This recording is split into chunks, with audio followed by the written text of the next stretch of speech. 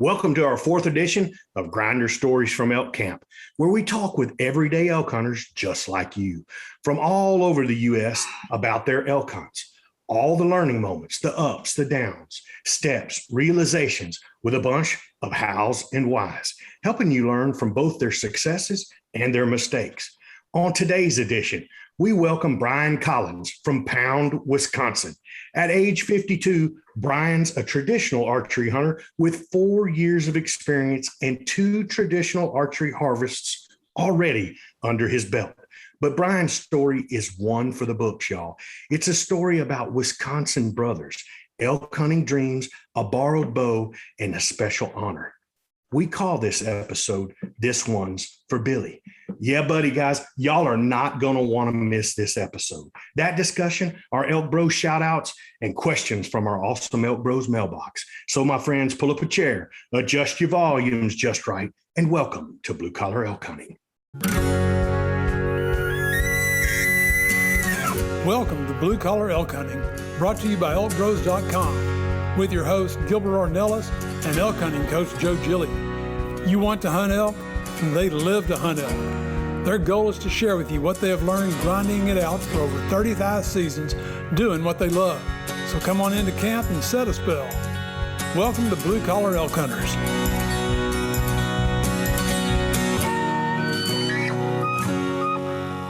Hello there, everyone. If it's your first time with us, glad to have you. Hope you enjoy the show. And as always, for those blue collar hunters following our show and grinding it out with us every week, welcome back to Elk Camp. I'm Gilbert Ornelas, the host of your show, coming to you from Spring, Texas. And that's right, from Katy, Texas. We got the leader of the Venezuelan Mafia with us, Mr. Luis Gonzalez. That's right, people, from God's country in Burnett, Texas. We got the one and only, the Flatlander, Mr. Cole Wilkes is in the house. And from Cimarron, New Mexico, we've got the ninja, Leroy Chavez in the house. And WWJGD, what would Joe Gillia do? He's in the house. And guys, joining us at Elk Camp today, let's give a warm ElkBros welcome to tonight's guest, all the way from Pound, Wisconsin. Mr. Bryan Collins is in the house to share elk hunting stories from us. Thank you. What's going on, Brother Bryan? Yeah, I appreciate you having me. Not much. Enjoy. All the ElkBros are in attendance, except for Manano, but we're always waiting on Manano. Yeah, it's better off this way. It's a song, Bryan. I don't know if you've heard it. Have you heard the song yet? Which one? Waiting on Manano. Yeah. Waiting on Manano. I'm waiting on Manano. We have a call sign in our industry called WOC, waiting on cement.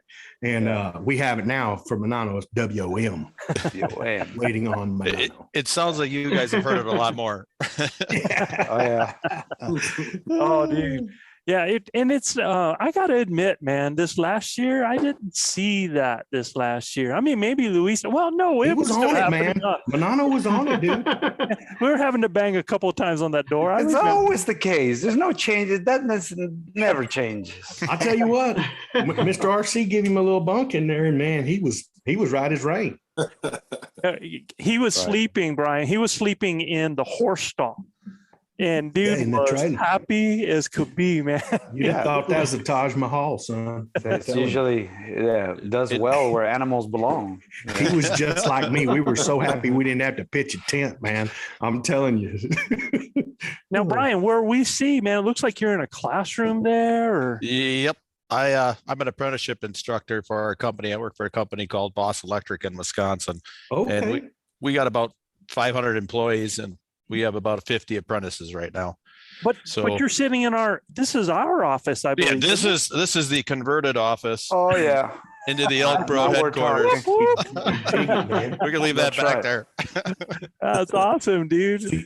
Are you an electrical engineering company, Bryan? Or we're an electrical contracting company, but we do some engineering. We do a little bit of everything. We specialize in the paper industry, but we do a little bit of everything, and we do it all over the United States. So we travel quite a bit.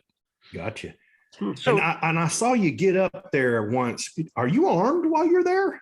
No, that is my Leatherman and my phone case there. I got you. Okay. I was like, man, I don't miss a whole lot, but when he got up and walked away, looked like he was carrying a hog leg on his side. So. I got some unruly classroom kids, so That's all right. keep them in line. You gotta understand, they they're let from 'em have- Texas, man. They're from Texas. Yeah, I wish they let them Mine have handguns in our classroom. No, So that tell is us- a Tell us multi-tool. about where your home is and your family and stuff, bud. I live in Pound, Wisconsin, as Gilbert said, and it's a small town in there, but we're big dairy farmers. Is where we came, or where I live, and I was born and raised on a farm outside of Crivets, and that's where my brother lives, and it's a stone's throw away from our town is Crivets, and Bill and I now we get together quite a bit, not as much as when we were younger. We didn't get together that much because when I was really young, my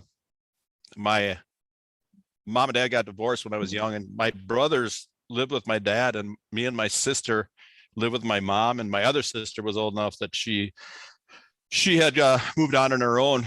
And then eventually 3 years later, my mom passed away, but my two brothers were gone into the service at that point. So then I started to live with my dad. So me and Bill, we weren't that close when I was younger. Pretty close when we were really young, when we were going up to the farm, but not too much until after he came back from the service. And Bill was an average archer. He's a very good shooter, all shooting sports, and that probably has something to do with his military background too. But very good with the longbow, and he's the one that really got me back on track with the longbow, because when we were young, that's all we used was longbows and recurves, because compounds were just coming out when I was about 10 or 11. My brother got his first compound, and he was phenomenal with that compound. And I just always looked up to him. What's the age difference between you guys? Okay, that's the same thing. He's 5 years older than I am. Gotcha. So that's why, like, he had already graduated, and I was still not even in high school yet at the time my mom passed away. And so was my other brother. And both of them went into the service. And What branches, man? Army. Both of them were in the Army. Okay. My one brother lives in Texas. He lives there over by Jasper, Texas. Come on, man. In the Yeah. town of Jasper. Yeah. A lot of my time and money in Jasper, Texas. Oh yeah. Fishing You Lake got it. Sam Rayburn. Yep. And he lives right in the middle there between Sam Rayburn. What's the other? There's another big lake there. I can't think of the name. Toledo Bend. Yeah. He does phenomenal fishing down there. Absolutely. Yeah, it's a great place to go visit. And Yeah. are you married, have kids, or? Yes, I'm married, and I'm sure I got like the sixth top wife here, because we all probably do, but just phenomenal wife. So I'm lucky. Yeah, if you like me, we outkicked my coverage. I promise you. Oh, big time. Big time. Yeah, that's the best gift I got, was her, for sure. But You have any kids? I have two kids, Awesome. or three kids, excuse me. I have two girls and a boy, and I have a stepson who's 28 now. He lives in Texas also. He just moved down there to New Braunfels, which I think it's near San Antonio.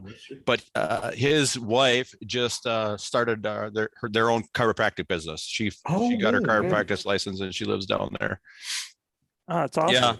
Yeah. And how your other ones, your two girls and your other boy, how old are they? They are 14, 15, and 16. So they're right down the pipe. Awesome. So they get a stick in their hand to shoot every now and then too? Oh yeah. And actually Logan came with me on my first elk hunt. That's so funny. Logan, yeah, That's my son's Gilbert's boy's name. Yep. I know that actually. That's cool, bro. But yeah, Logan came with me on the very first elk hunt when I went to Colorado, and you'll hear a little bit about that too. Awesome. But that's way cool, man. Well, welcome to joining us. Welcome to the wild ride, brother. Yeah, and everybody that's listening now, Brian's already been with us. He's had a little bit of the backstage pass with us, man. And I saw him getting ready to pack up and leave twice. Yeah. I convinced him to stay. The only thing holding me was his cord. No, that is not true. He doesn't strike me like the thin-skinned type of guy. So No. I mean, he'll fit right in. You have to. So when did you start listening? How did you bump into the ElkBros? When did you start listening to the ElkBros? Question, Tell us a little please. bit about that, man. I have a girl that I went to high school with, and my wife was very good friends with her, best friends, and she lives in Colorado. and her and her husband have a friend that they kept telling me, hey, you should come out here, Eric. Eric could take you elk hunting. You guys are going to be, two peas in a pod. He's just like you. You guys would hit it off great. You should come out here. And I finally called Eric and I said, hey, I'd like to come out there. Would you mind if I came out there? Would you take me? He says, yeah, come on out. Absolutely, I'll take you out hunting. Well, that year I tore my ACL. So I couldn't come out that year. And then the following year, I tore my rotator cuff. So I couldn't go out that year. So I had a little lag time there, but eventually I got out there, and Eric taught me a lot. We'll get into that too. But how I heard about you was after my second year. We had a lot of ups and downs, a lot of good things happened, some bad things happened. And I'm like, you know what? I got to go all in. I got to get better at this. And my stepson, he says, you know what? He says, whenever I drive, I listen to podcasts, and I'm not too much of a tech. And I'm saying, you know what? That'd be a good thing to find. What do I want to get better at?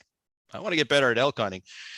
Well, I drive almost an hour every morning and every evening to work from where I live. And it's a perfect opportunity to listen to the podcast. So obviously I covered every one of your podcasts.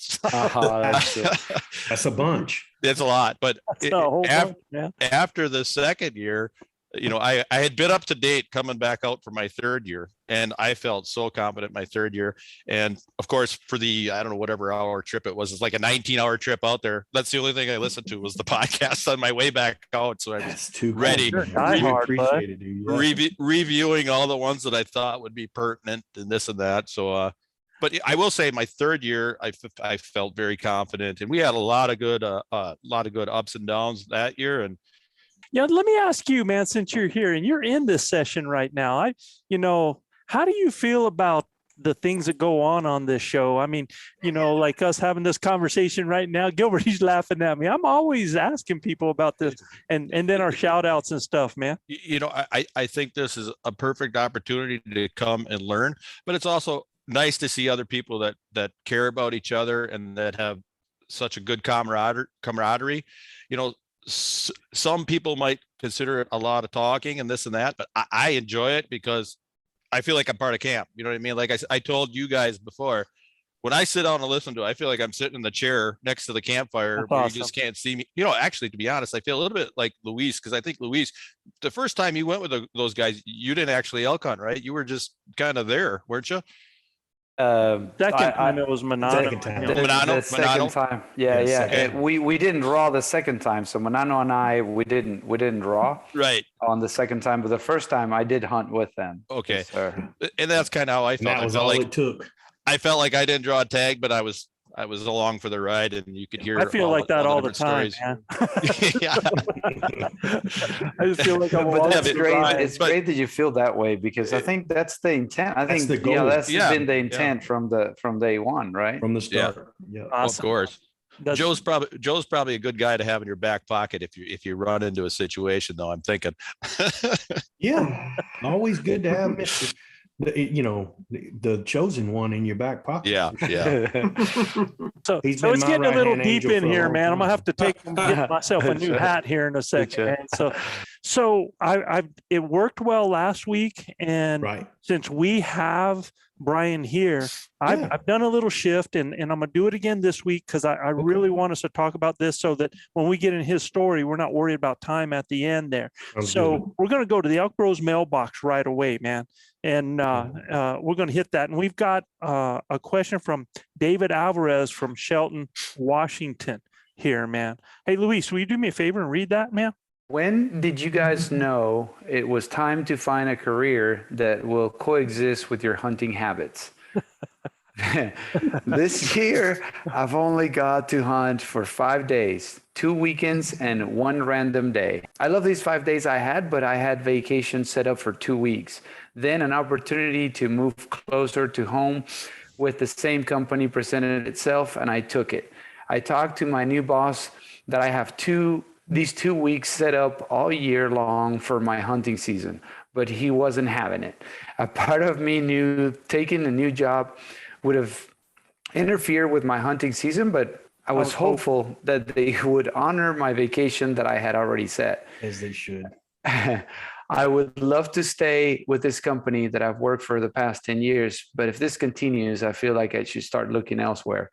What advice would you give a hunter at a hunting versus job crossroads? You What don't a wanna know great what I- question, It is man. a And fantastic did question. Logan man. just go through something like this, Yeah, Beto? my son just did. Of course, you can't, he's 18 years old and he's got the world as his oyster, and he's going to college and stuff like that. A little bit different scenario, but my son said, "Bye, Felicia."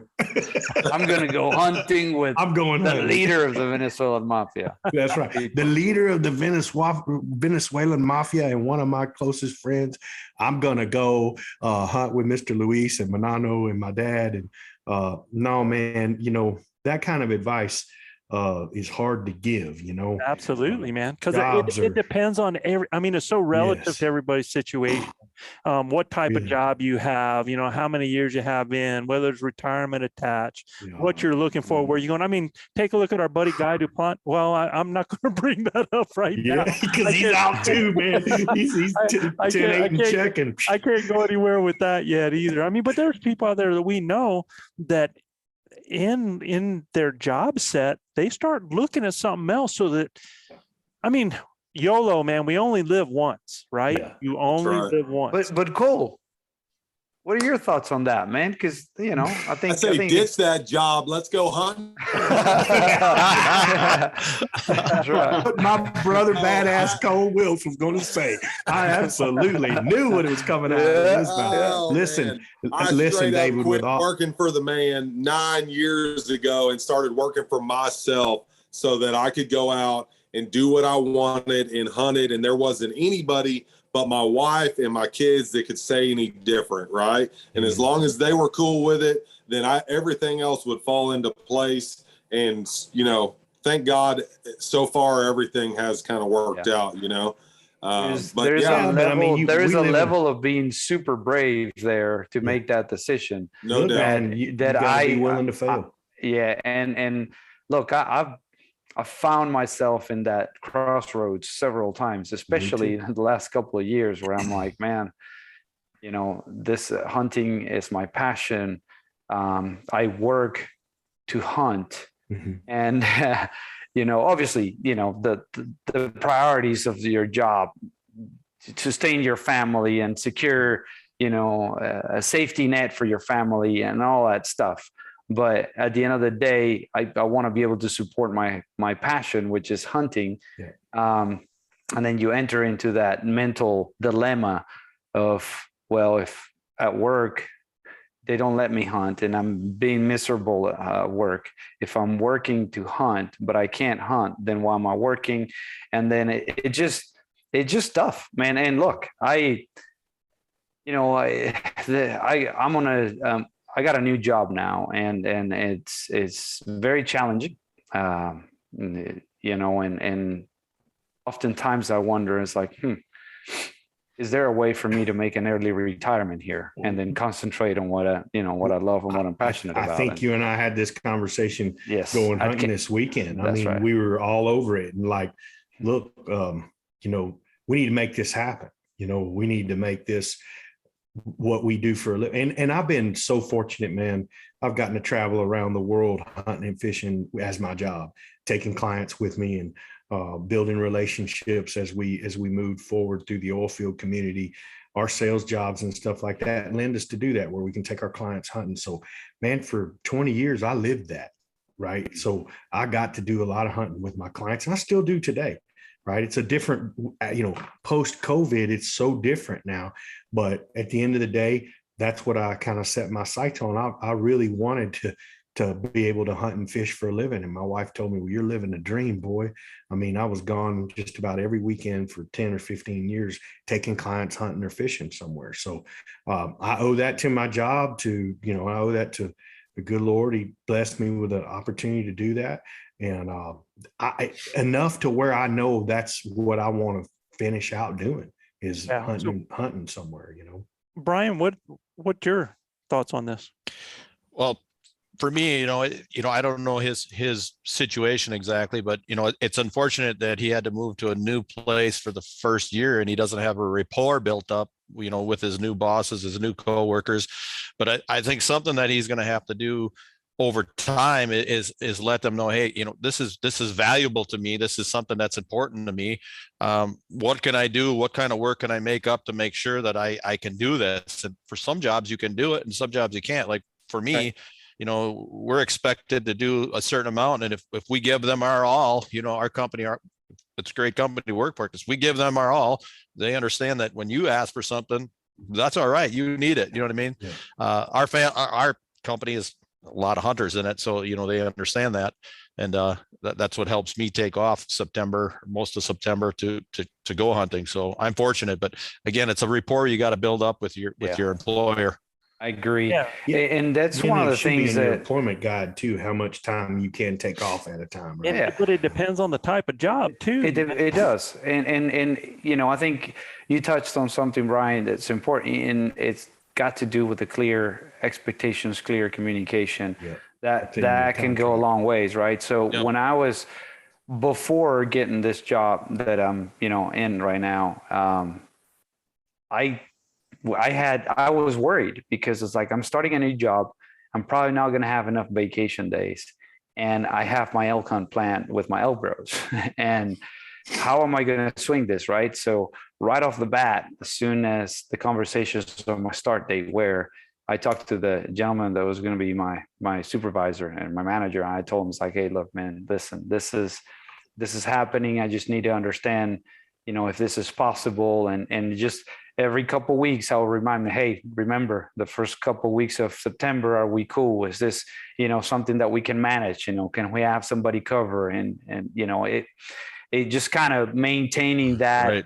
and on the radar. And people expecting it, so and letting them know, what will it take? Is there anything else I can do? Is there more time I can work in a different area or whatever? And then there's also another guy in the group that also takes a certain time off at the year to go, hunting in Canada as well. So it was like, and we were kind of on the same team. So I was like, hey man, let's do this. I'll cover for you, those 2 weeks. And then, you cover for me, and then, we're good. And we talked to our manager about it. So you take like our situation, like Chad, what was it like, for you?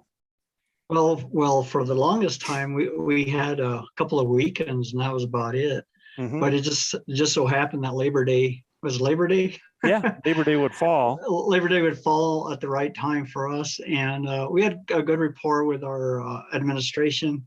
We were teachers and coaches, by the way. Yeah. So, and my wife is a teacher also, and we deal with the same thing, struggling to get vacations lined up at the same time. Yeah. Oh, absolutely, man. I mean, summertime, so but that didn't help us in the fall. Go ahead, Mike. No. Yeah, that communication with your administrators is real important if you're a teacher, and if you're doing a good job, and basically, I don't think we ever missed school for any other reason. No, and that was just an afternoon, Yeah, and so, there was things that we tried to adapt as well to try to get as much time, but right. Sure. I mean, Gilbert, you remember when I came into camp, man, you guys had already been there for a day, and I would only have 4 days to come in and guide. I'd That's right. show up at night, and we were going the next day and stuff like that. I mean, we're fortunate because we taught in a school that had a 4-day teaching week. Right. Oh, wow, that's really nice. Yeah. So we had a 3-day weekend. You tag on 1 day at the end of that, one of your sick days or one of your off days on there, you could put together 4 days. And, as you get older and, seniority, and I think that's part of it, man, is David is just, I'm not sure how old you are, but paying your dues a little bit kind of helps. Let your boss see who they have, let your boss see what kind of person you are, what you give, and then you will get a little. And if you're not, then I would start, for sure, pull your own weight, because you don't want to give them an excuse not to let you go. Yeah, and anytime you take a new job, you need to have that in your negotiations. Negotiate what your what your off time's going to look like and when you can take it and stuff like that. And So, but It and obviously- there's a lot of people out there, dude, that are in jobs that they have to have, and there is no negotiation. It's like, I need a job, man. It's like, oh, no, show up there's always a tomorrow, man. negotiation. Yeah. if anything, my advice to David would be, or David, would be, What was that? David Alvarez. Oh, okay. Alvarez. My advice to him would be, look, you have a great mix of answers here from Yep. different perspectives, and take the From hybrid different route. age groups too. Yeah, exactly. So Oh. take the hybrid answer, and look, yes, job is certainly important. Yes, your passion is certainly important. Can you keep both? And then in the meantime, is there something that you can start building in the background to give Yes. you the security, and then end up doing what Cole is doing, Heck yeah. and then so Yeah. that's the ideal path that I think we would all follow, right? Get a good job, build enough money to give you the stability to a point to where now you can chase your dreams and your passion, and Or you then can go to it's still- Alaska, fish for 3 months, and have the rest of the year off. So That's I right. mean- Cole, let me ask you a question. How long did it take you to realize that this was what you had to do? I mean, were you working for somebody else? How long Yeah. have you been in this mode of where you're at right now? So I've been working for myself for about 7 years. Okay. I knew the very moment that I heard my first elk bugle that I was going to do it for the rest of my life.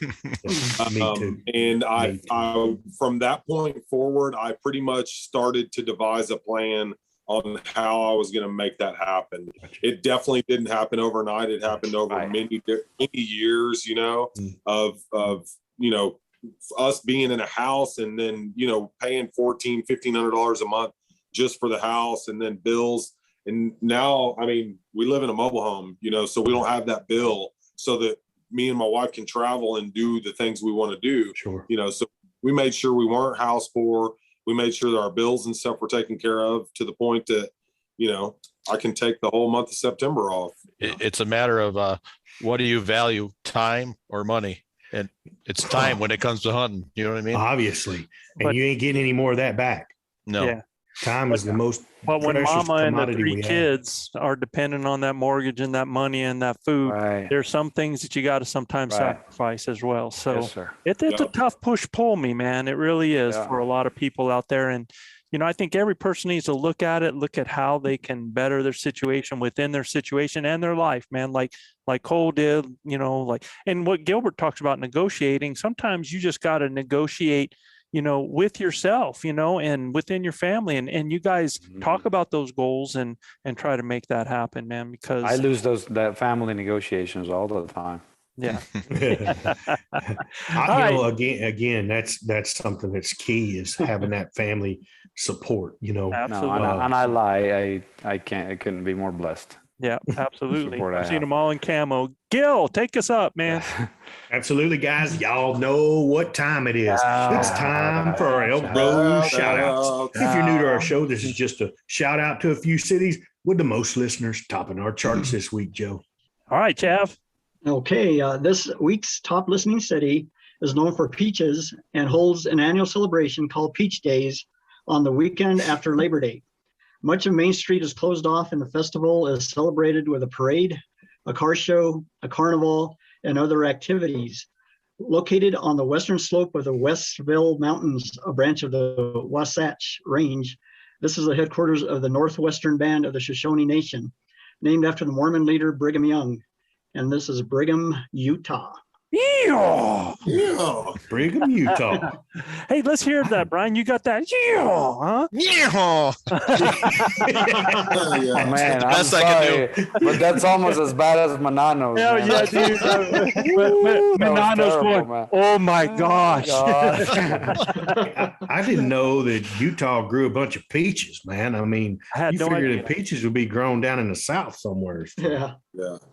That's pretty But- wild. But Washington does, don't they? Washington does a lot of like peaches Apples. and apples and stuff. And that Yeah, I Utah, guess so. yeah, Yeah. pretty close over there. So You betcha. Well, Joe, this next city at the base of the Uinta Mountains, which I've been to, as part of a bigger area called Yeah. Bridgette Valley, named after famous frontiersman Jim Bridger, who established a fort here in the 1840s. The city hosts an annual rendezvous with people dress in a 19th century attire and enjoy homemade root beer, among many activities. Originally founded as a Mormon agriculture colony, the main employer in the area is the ash soda industry. If you love pizza, TJ's Pizza is a must stop for tourists with its pizza and yellow cake shakes in Lyman, Wyoming, Lyman, Wyoming. right there at the Wyo. base of the Uinta Mountains. Yeah, Uinta County, as a matter of fact. dude, I don't think there's many places you haven't been, man. We had Well, I said worked up there. We sold a bunch. So Marathon drilled a bunch of wells in the Uinta Basin there in Utah. So I got to go. He That's hasn't pretty been to cool. Venezuela. That's why he can't be the Venezuelan mafia leader. Been all around it, but never to Yeah. Venezuela. So somebody explain to me what the ash soda industry is. I have no idea. Anybody? Soda ash? I think soda ash is made. Soda ash. It's, Yes. I don't know if it's for drywall or concrete, but I think they use it for other products like that. I'm not exactly sure which ones, Oh, but okay. Used in the whole industry as well. Gypsum. Mhm. Well, I tell you what, I'm up for a yellow cake shake, man. And something else to talk about at some point in time. Wyoming is going through something that they're talking about the public corner crossings in Yes. Wyoming. That's a big thing going on right now. If for our listeners out there, if you haven't read up on that, go check out what's happening in Wyoming with the public corner crossings, because that's a ruling that could, I think a lot of states could really work on dealing with that as well. And basically, you have hunters on public land that find where the corners are from, a block of land to another block of land. So it's kind of checkerboarded with private on each part on that, and they cross in those corners and being arrested for trespassing. So they're trying to work to get that changed so that that's not the case, that's something that can be done. Yeah, I Otherwise, think there's locked out. I think What's there's a that? petition that you can go sign. I think actually backcountry hunters and anglers, I think is kind of working on that deal. It started from a couple of guys that hopped a corner and didn't know the rules, and they thought they were doing okay by going from public corner to public corner. And, now they're being prosecuted. Yeah, which is, to me, is just outrageous, man. People trying hard to do it right and end up being Yeah. prosecuting. So making a criminal out of somebody that's not. All right. But that's a great conversation to have at some Another point in time. topic. Yep. Yes, sir. Luis. Soda ash is to cut pH in water, and it also helps in pulpwood for making paper products. They Oh, use all right. Thanks, man.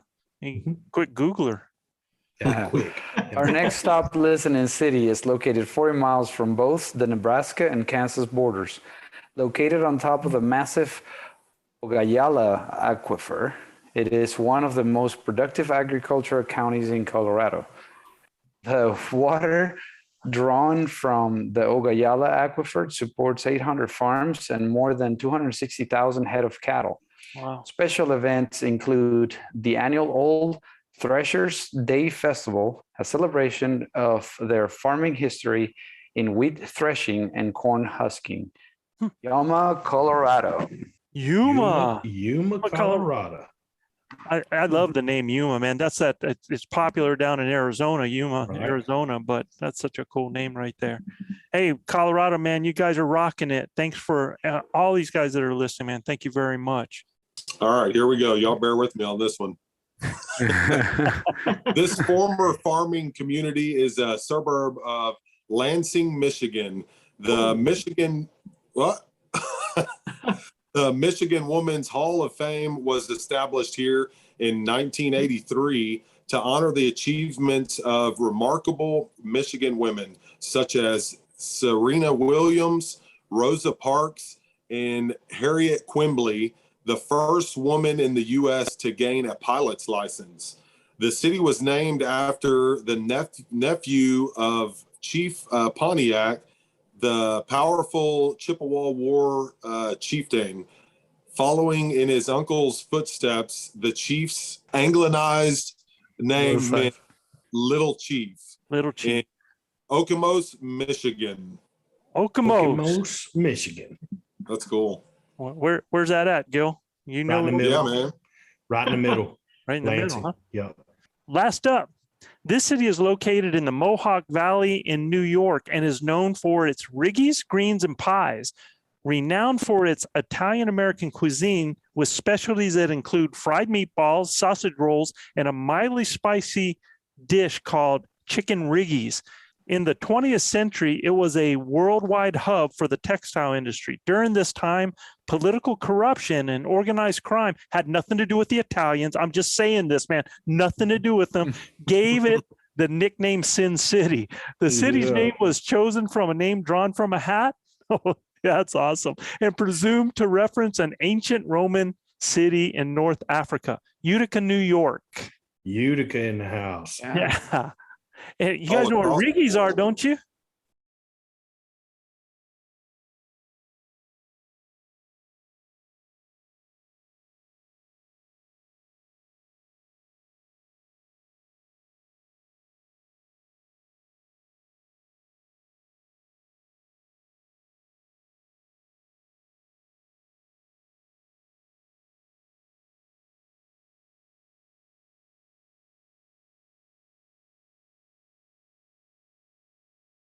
Chicken Riggies. Riggies are rigatoni. Rigatoni noodles. Rigatoni. Yeah. So noodles. in that area, man, rigatoni and chicken, sauce stuff. It's a popular dish there, man. Yes. Hey, Joe, real quick before we get into topic here, we got some really cool footage from this weekend, and I'm gonna try to put something together to share in our YouTube channel about the hunt with Big O and the killer assassin Logan. Man, it was a awesome, tribute hunt to my late cousin Ty Weston That's right. Lothringer too. So That's we had a awesome. big time up on the Red River, man, telling Ty stories and all kinds of stuff. And I've been to a lot of places hunting, man, but I gotta give it to my boy Luis. He's one of the most gracious hosts I've ever hunted with. The cat wouldn't even let me touch nothing, dude. I couldn't make dinner. I couldn't clean my animal. I mean, nothing, dude. We were honored to be there, to be at their place that they have up on the Red River. And it's an amazing place. We had a time of ups and downs, and I'll just leave it at that. It was like Ty was jacking with us the whole time from heaven, man. I'm telling you. My cousin's a big prankster and loved to pull practical jokes. And I think he had an absolute ball watching us struggle and then become the what was that, like the wild world of sports where you had the thrill of victory and the agony of defeat. Well, Yeah. for sure we had all of that going on, but I can't thank Luis enough for Oh, inviting man, us, man. We had the an honor was absolute- mine to have both of you absolute out there. It was long overdue. I get a video call from these guys, man, in the morning, and they're in the stand. Joe, we're in the stand. And they're like, they're whispering to me, man. They're like that. And I'm like, what are you guys we doing? saluted him. We gave him the one finger salute too, buddy. and next thing I know, they're telling me about how they got blown over with, that night before in a destroyed camp. Sand was everywhere. In fact, I think Luis, I shared this with my wife, man. And Luis said, in fact, I think Gilbert's forming a pearl right. Yeah. So I told him, I said, we had so much sand in our crack, we're making a pearl. Look how red I got, man. Look how red I Man, got, man. listen, I laughed so hard this weekend, like you wouldn't believe, man. Oh, Turns my out Beto is afraid of heights. I don't like getting up high. and our tree stands are like 25 foot up in the air, man. You should see him. It took him half hour to go from the ground to the top of the Brutal, dude. the tree stand, man. Like He these was cats can't think they can kill a deer. you should call this thing the skyscraper instead of. All right, yeah. I'm like, I never in my life seen things so high. I'm like, good God, man. Anyhow, I'll put something together and I'll Yeah, I share wanna it in the see it, YouTube man. channel, man. wanna But see it. we got some really cool footage and had an incredible time. So Craig, Was. welcome to Elk Camp, man. You can tell you're in amongst it right now. I'm sorry. Brian. I went called Brian Craig, man. I was used to last week there. Brian, That's right. welcome, man, to Elk Camp, man. I appreciate it. Thank you for having me. Yeah, you're right in amongst it, right? So, Brian, we can't thank you enough for all the support that you've given us. I mean, this guy's actually listened to 19 hours of podcasting, his travels and stuff like that. I mean, that's a lot of me, Joe, and the mafia time, man. I mean, it's a lot, dude. You had to be like, That was one trip to Colorado from Wisconsin. that's crazy. Wow. We Brian, appreciate your support, brother. what you should do is go, ElkBros. I thought this was Elk Talk. Exactly. Awesome, man. So you're up, man. Let's talk about everything. Let's talk about your story, because your story, when I read it, when you sent me the email, man, it was like, this is what it's about right here. And it was so different because it involved traditional archery. It involved some years of struggle of hunting and stuff like that. But most of all, the backstory of how hunting started with you, what it meant between you and your brothers, and how that actually played into your whole mindset, your whole focus, and your whole goal for this season. So can you tell us a little bit about that backstory, man? Yeah. You know, like I said, we grew up on a farm, and I was fortunate enough that our dad always made sure that we had longbows around, and we would terrorize frogs, and we'd cook frog legs over the fire, and we'd cook chipmunks and squirrels and whatever Them squirrels, man. whatever we could get. And that was large in part because of my big brother, because he's the one that always came up with these ideas, and of course I just followed along and thought it was the greatest thing in the world, being 5 at that time and him 10 when we were in the thick of it. That was pretty exciting time. And over the years, like I said, after we left the farm, my parents had bought a resort, and that resort was right next to a large public property. It eventually turned into a state forest for us, and we were fortunate to be able to go out our back door and have all kinds of access to go hunting. And like I said, my brother got me back on track with the traditional archery, because when he came back from the service, and which brother is this? This is brother Bill. This is my brother Bill, who came back from this. My other brother was in till retirement. He was in much longer, but my brother Bill had come back. He says, "Hey, you want to go hunt? We'll go out on the public land. I'll meet you out there in the morning." I said, "All right." He says, "Well, I'm going to go in this area, and I'll meet you out there." So he said, "We'll meet back at the car at like 10 o'clock or something." So I thought, okay, had no idea where he was going, the exact spot, but I knew the rough area. So I head out there, and at that time I was hunting with a compound, and that morning, he had told me I've been seeing this big buck. You should come out there. And I'm like, all right, great. So I get out there, and that morning, sure enough, here comes this great big buck coming right for me. And I'm like, at that time, it was the biggest buck I would have had a chance for. And it was coming right paralleling where it would have been cording away, coming underneath my stand. And I pull back my bow. And of course, this is when a lot of them are still that way. You have a sling on your hand holding it to the bow. I have a sling on my release. I have my release clipped to my arrow, and I pull my bow back, and my arrow falls, and it's laying on my elbow, on the inside. And this buck just kept walking. By the time I could let down and get it back, and he left, and it should have been a gimme. I mean, should have been the easiest shot in the world. You and Chav have similar stories, man. Oh, and Manano. and I promise you, I can't make these stories up. So I'm sitting there, and I'm thinking to myself, there has got to be an easier way. I mean, I can't believe that just happened, and I'm all discouraged. And I sat there for probably 20 minutes, and all of a sudden I could see a deer to my left, and it comes over, and I could tell it was a doe, but I could see it, and it looked like it was walking funny. And I'm like, what's going on with that deer? And all of a sudden I couldn't see it anymore. And I'm like, well, that was really weird. I didn't think anything of it. All of a sudden, I bet you 15 minutes go by, maybe 20. And all of a sudden I hear this screaming, like loud screaming, woohoo, yeah, woo. And I'm thinking, what the heck is going on? And I look over there, and I'm like, I thought maybe my brother fell out of a tree stand or something. So I get down and I start walking over there, and I get over there, and my brother's sitting there with a recurve in his hand. And he says, I got one.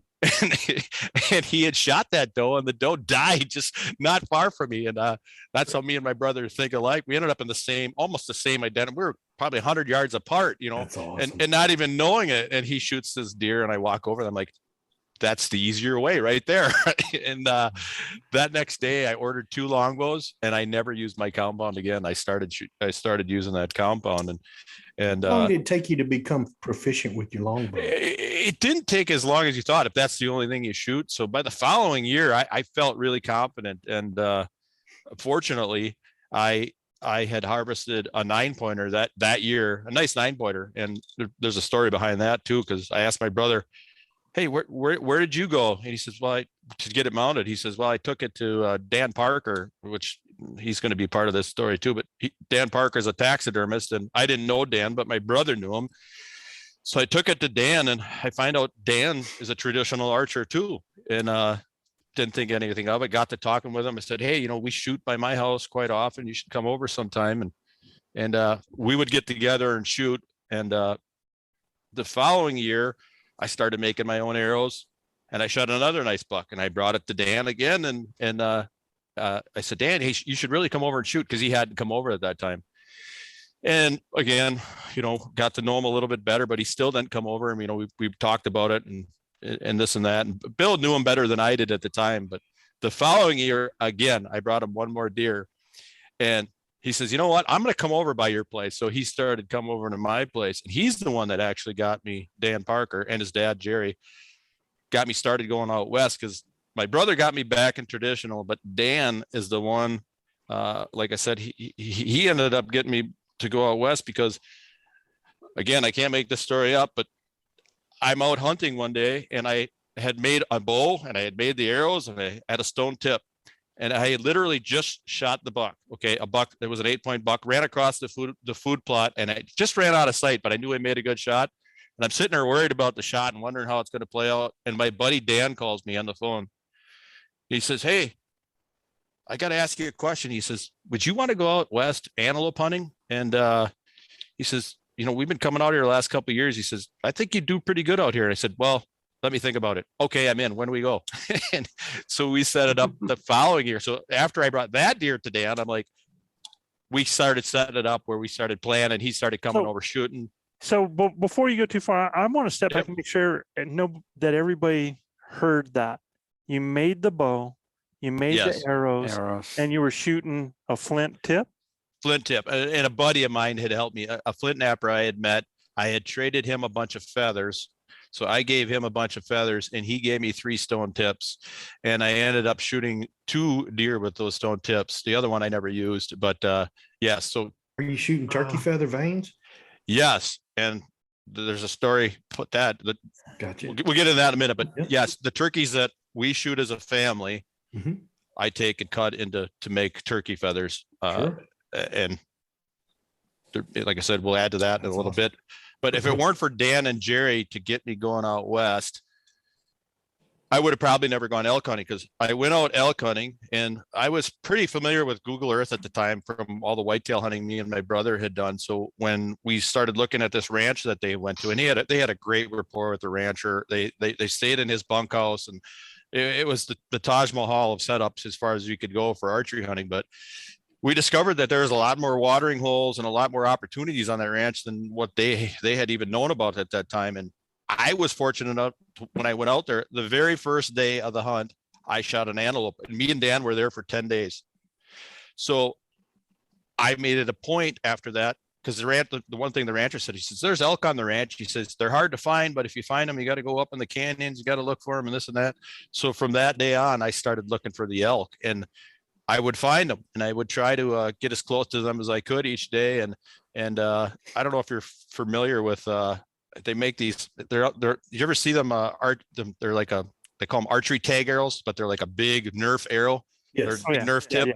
Yes. Well, they make another one it's like a rubber blunt. So it's about half that size, but I would use it to shoot rattlesnakes, because I got like, I don't know, 6 rattlesnakes that trip to make bows with. Okay. So I could put on my bows, but I thought to myself one day, you know what, I'm gonna try to see how close I can get to one of these elk and just shoot them with that rubber blunt just to see if I could do it. Right. So every day I try to get closer and I try to get closer and I try to get closer. And one day I sneak over the top of this canyon and they're all down there and they're all facing the other way, but 2 cows.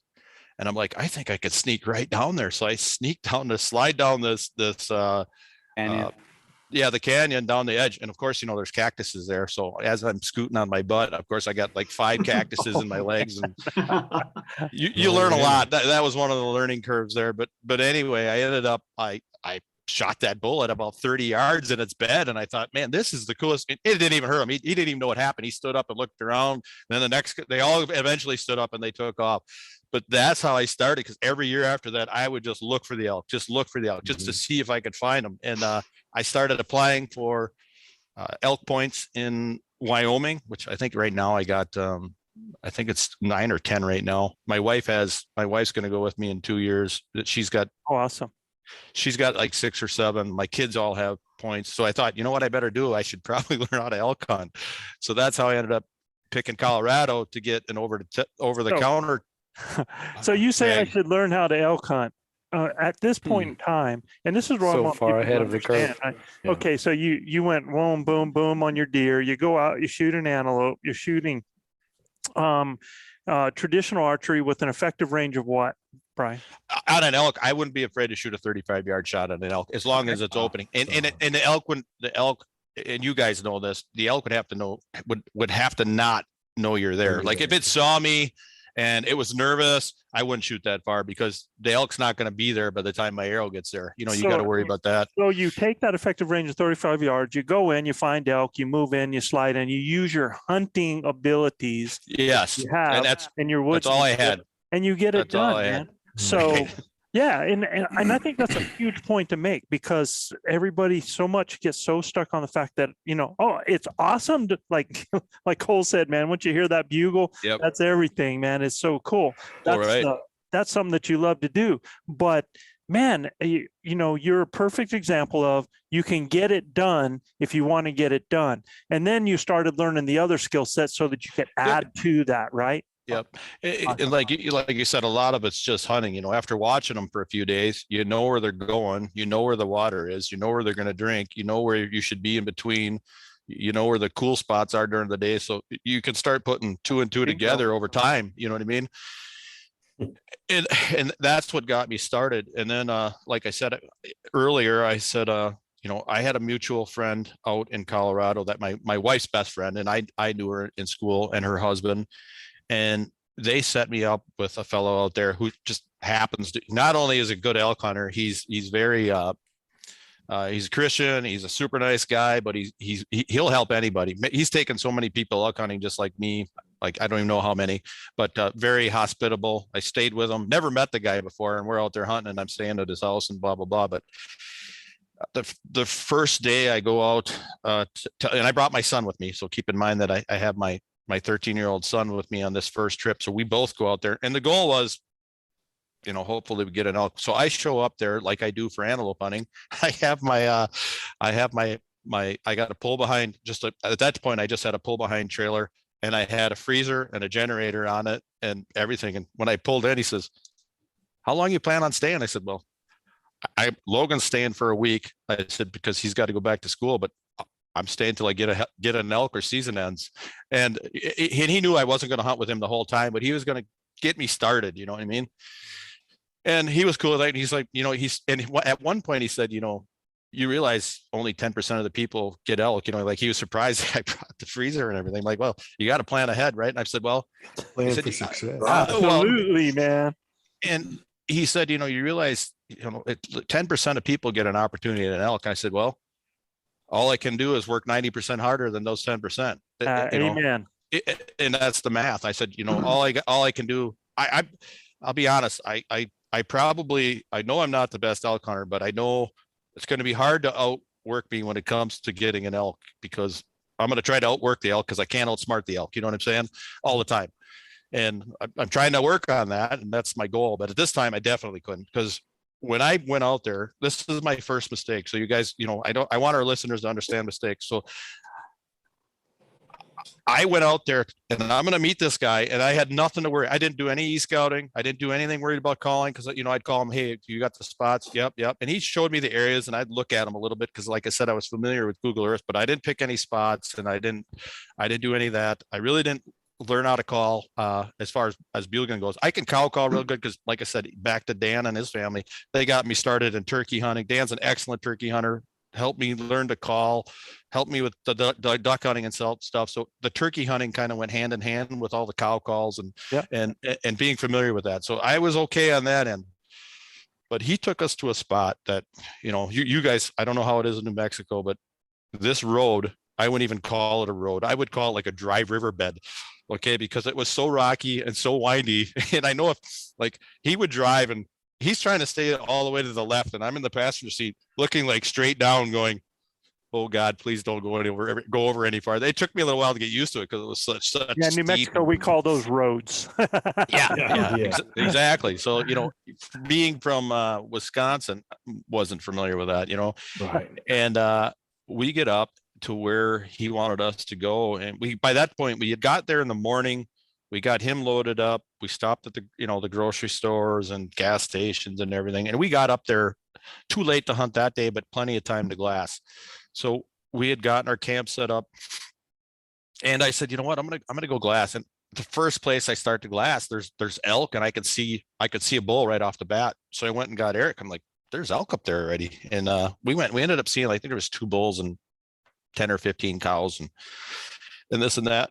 And the next morning we went up there, and we missed the elk. We saw them, but we didn't have a good setup on them.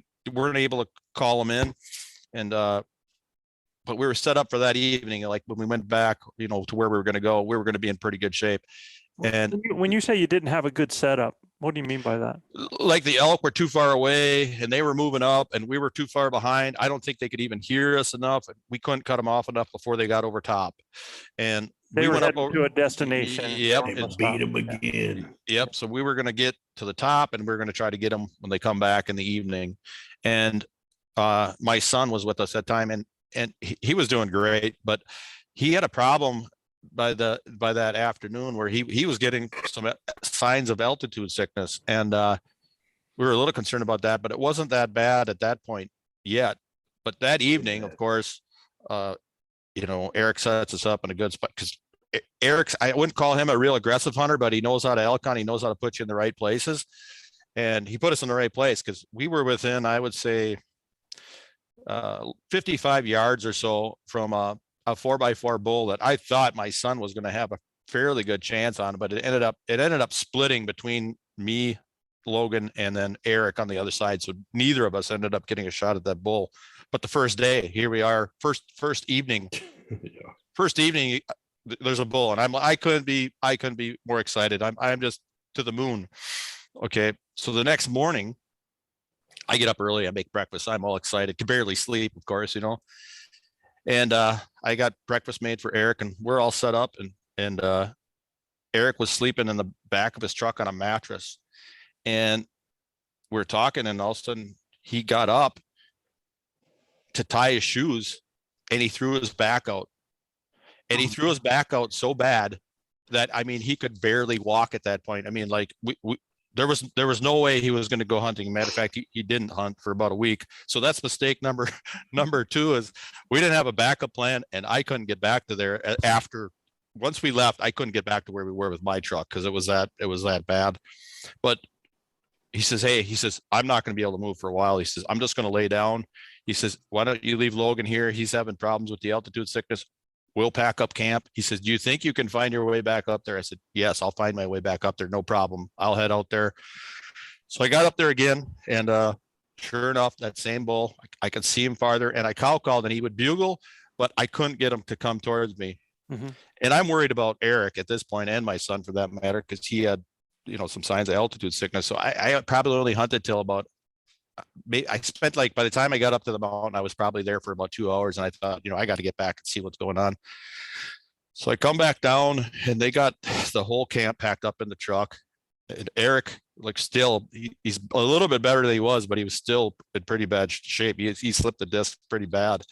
And everything's packed up in there. So I throw my two bows inside the boat with a bow tube, but it's a tube that's about 6.5 feet long that I could fit my long bows in, put it in the back of the truck, and I strap it with 4 ratchet straps across all the stuff. So we strap all the stuff down and we got to head out. And this road is so bad. I'm thinking, I don't know how I'm going to get it. I don't know how Eric's going to be able to survive this because of the pain he was in. And we go, this is where it's going to get important. And we go not even a mile. And I turn around and I look, and my bow tube is out of the truck already. It's gone. It ended up with that mattress, and the stuff had combined, and it made a hollow spot that everything was tight, but it was loose where the bow was, the bow tube. Okay, and keep in mind, this is my homemade bows that I've shot so many animals with that I was a little worried. Okay, and as we got to this one intersection, I said, "Hey, Eric, we got to turn around. I got to see what happened to those bows." We didn't go that far, so I thought, well, we're going to find them right back there. Well, as we turned around, 4 motorcycles go by. So 4 of those Enduros you see, and I know the first one was a woman, and the other 2 were kids, and I think it was probably a dad in the back. And they go through, and we come right behind them, but of course we're slower. I cannot find those bow tubes anywhere. My bows are gone. And I mean, gone. Like, we looked everywhere. So I thought, well, either somebody picked them up or whatever the case is. And they're wooden longbows that have snake skin on them that probably look like an old art. Most people are going to think they're junk, you know what I mean? Or they're just, who uses these anymore, and throw them out. Wow. So I thought, I am never going to see these bows again. But luckily, I had left a 3rd bow at Eric's. I had 3 bows that I brought with me. And as soon as I got to Eric's, I know not to keep all my eggs in one basket. So I took my 1 bow out and I set it in his garage. And Eric didn't even know I did it, because he says, "What are you going to do?" He says, "You got no bows." I said, "I have 1 more bow." He says, "Well, where do you have it?" I said, "I put it in your garage before I left." I said, "So if we get rolled over the truck or we went down a hill or whatever, I'd have 1 more bow." Back up. But that was one of the bows I had bought. It was one of those 2 bows I had bought when I started. And I was just devastated, because the whole point of me going out there is I wanted to kill a bull with a bow, yeah. a bow. And my daughter helped me. My daughter helped me make my arrows. She helped me cut the feathers, grind the feathers, everything. You know what I mean? So I still had the arrows, but I didn't have the bow. And I was completely heartbroken the next day, because now I can't go back up there. I don't have anywhere else to go. So luckily, I know there's elk over by my other friends that had invited me down. So that night I stayed up till, I don't know, it was 1, 2 in the morning, coming up with a plan to find elk again. And that next morning I got up early, and Eric's daughter was there, and she came up to me. She said, "Oh man, I'm so sorry about your bows, but you know what you should do? You should check with the, and keep in mind, Eric lives like an hour and a half from where we were, maybe a little more than it. Might have been 2 hours from where we were." And she says, "You should check the Fish and Game and check the BLM."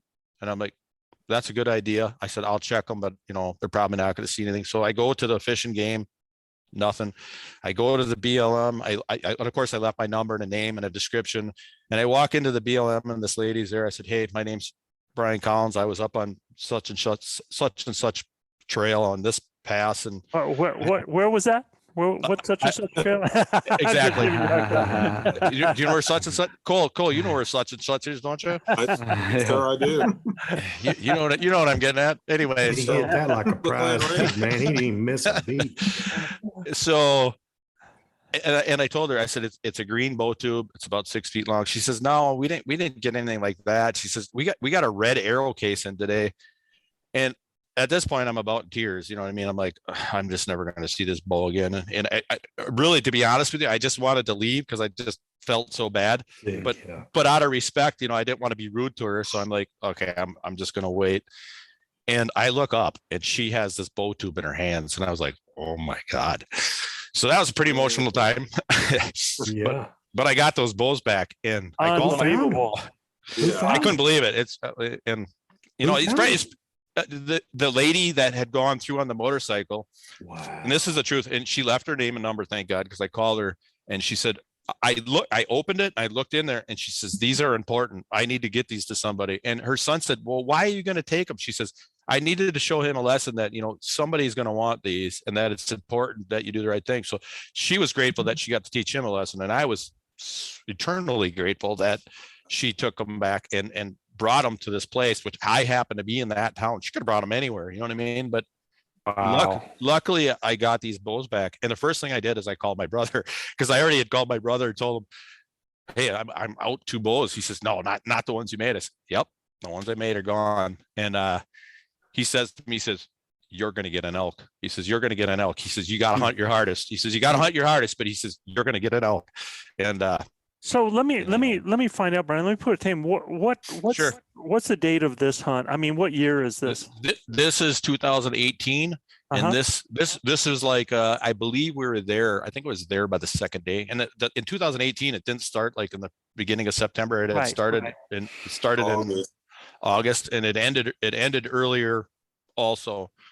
Right. So this would have been like my day 2. Okay. Yeah. So now I proceed, and we're on this plan that we're going to go find elk. So I make this plan. Okay. So this is a good one too. So I do the Google Earth, and I find out where I think there's going to be elk, where I could get to from my other friend's place. And it looked pretty good.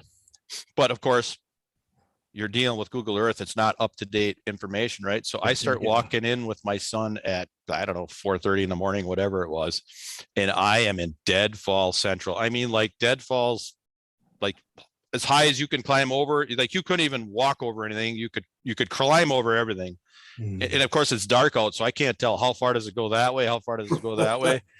So I'm like, well, we got to get through it. I don't know how far it goes. It could go for 3 miles, which seemed like it did, but it didn't.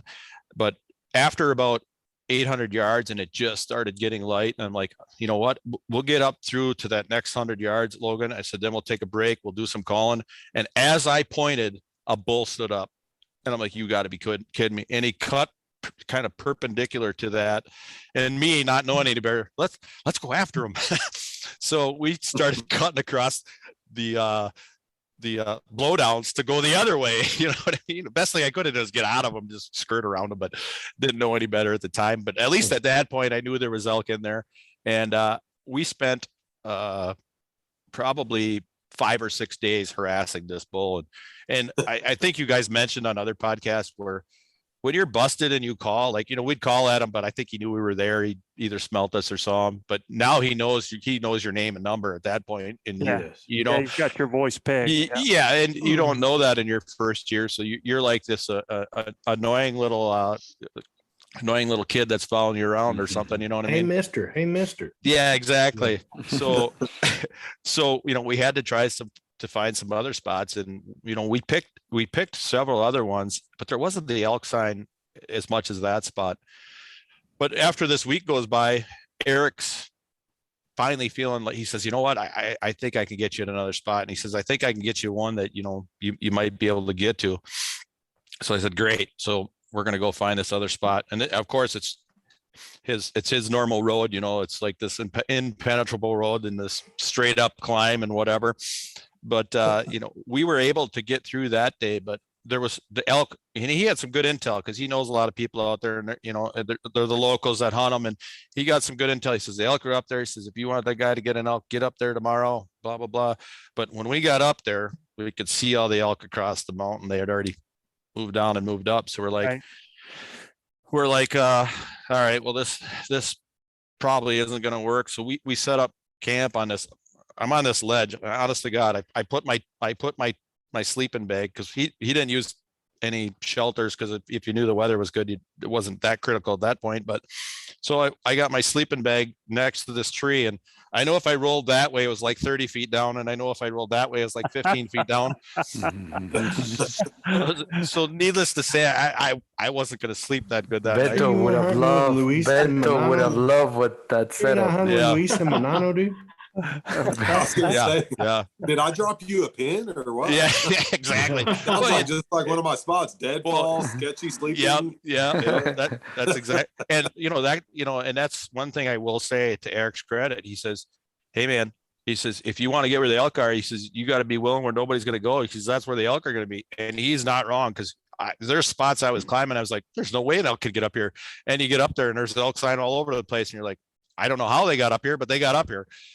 So anyway, we're Well, I gotta we're say. sitting on the mountain So, sleeping so there. let's clarify. So when you say up there, a lot of people always like get a perception of what up there looks like. Or like a lot of people think that that's above timberline, or they think that's in Aspen, or they No, think that, So what does up there look like? at this one, there was some good meadows, good parks around there. It was a lot of good grass, and then above that, it was kind of rocky, like it would be above tree line.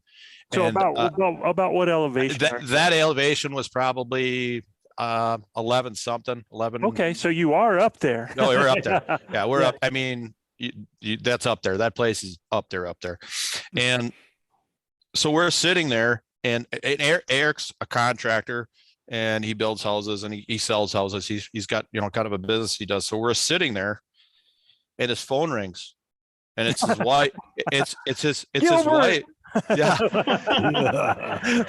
Banano. Manano. So it's his wife, and his wife says, "Hey, we got an accepted offer on our house under one condition," and it was above their asking price. He says, "But we got to be out in less than 2 weeks."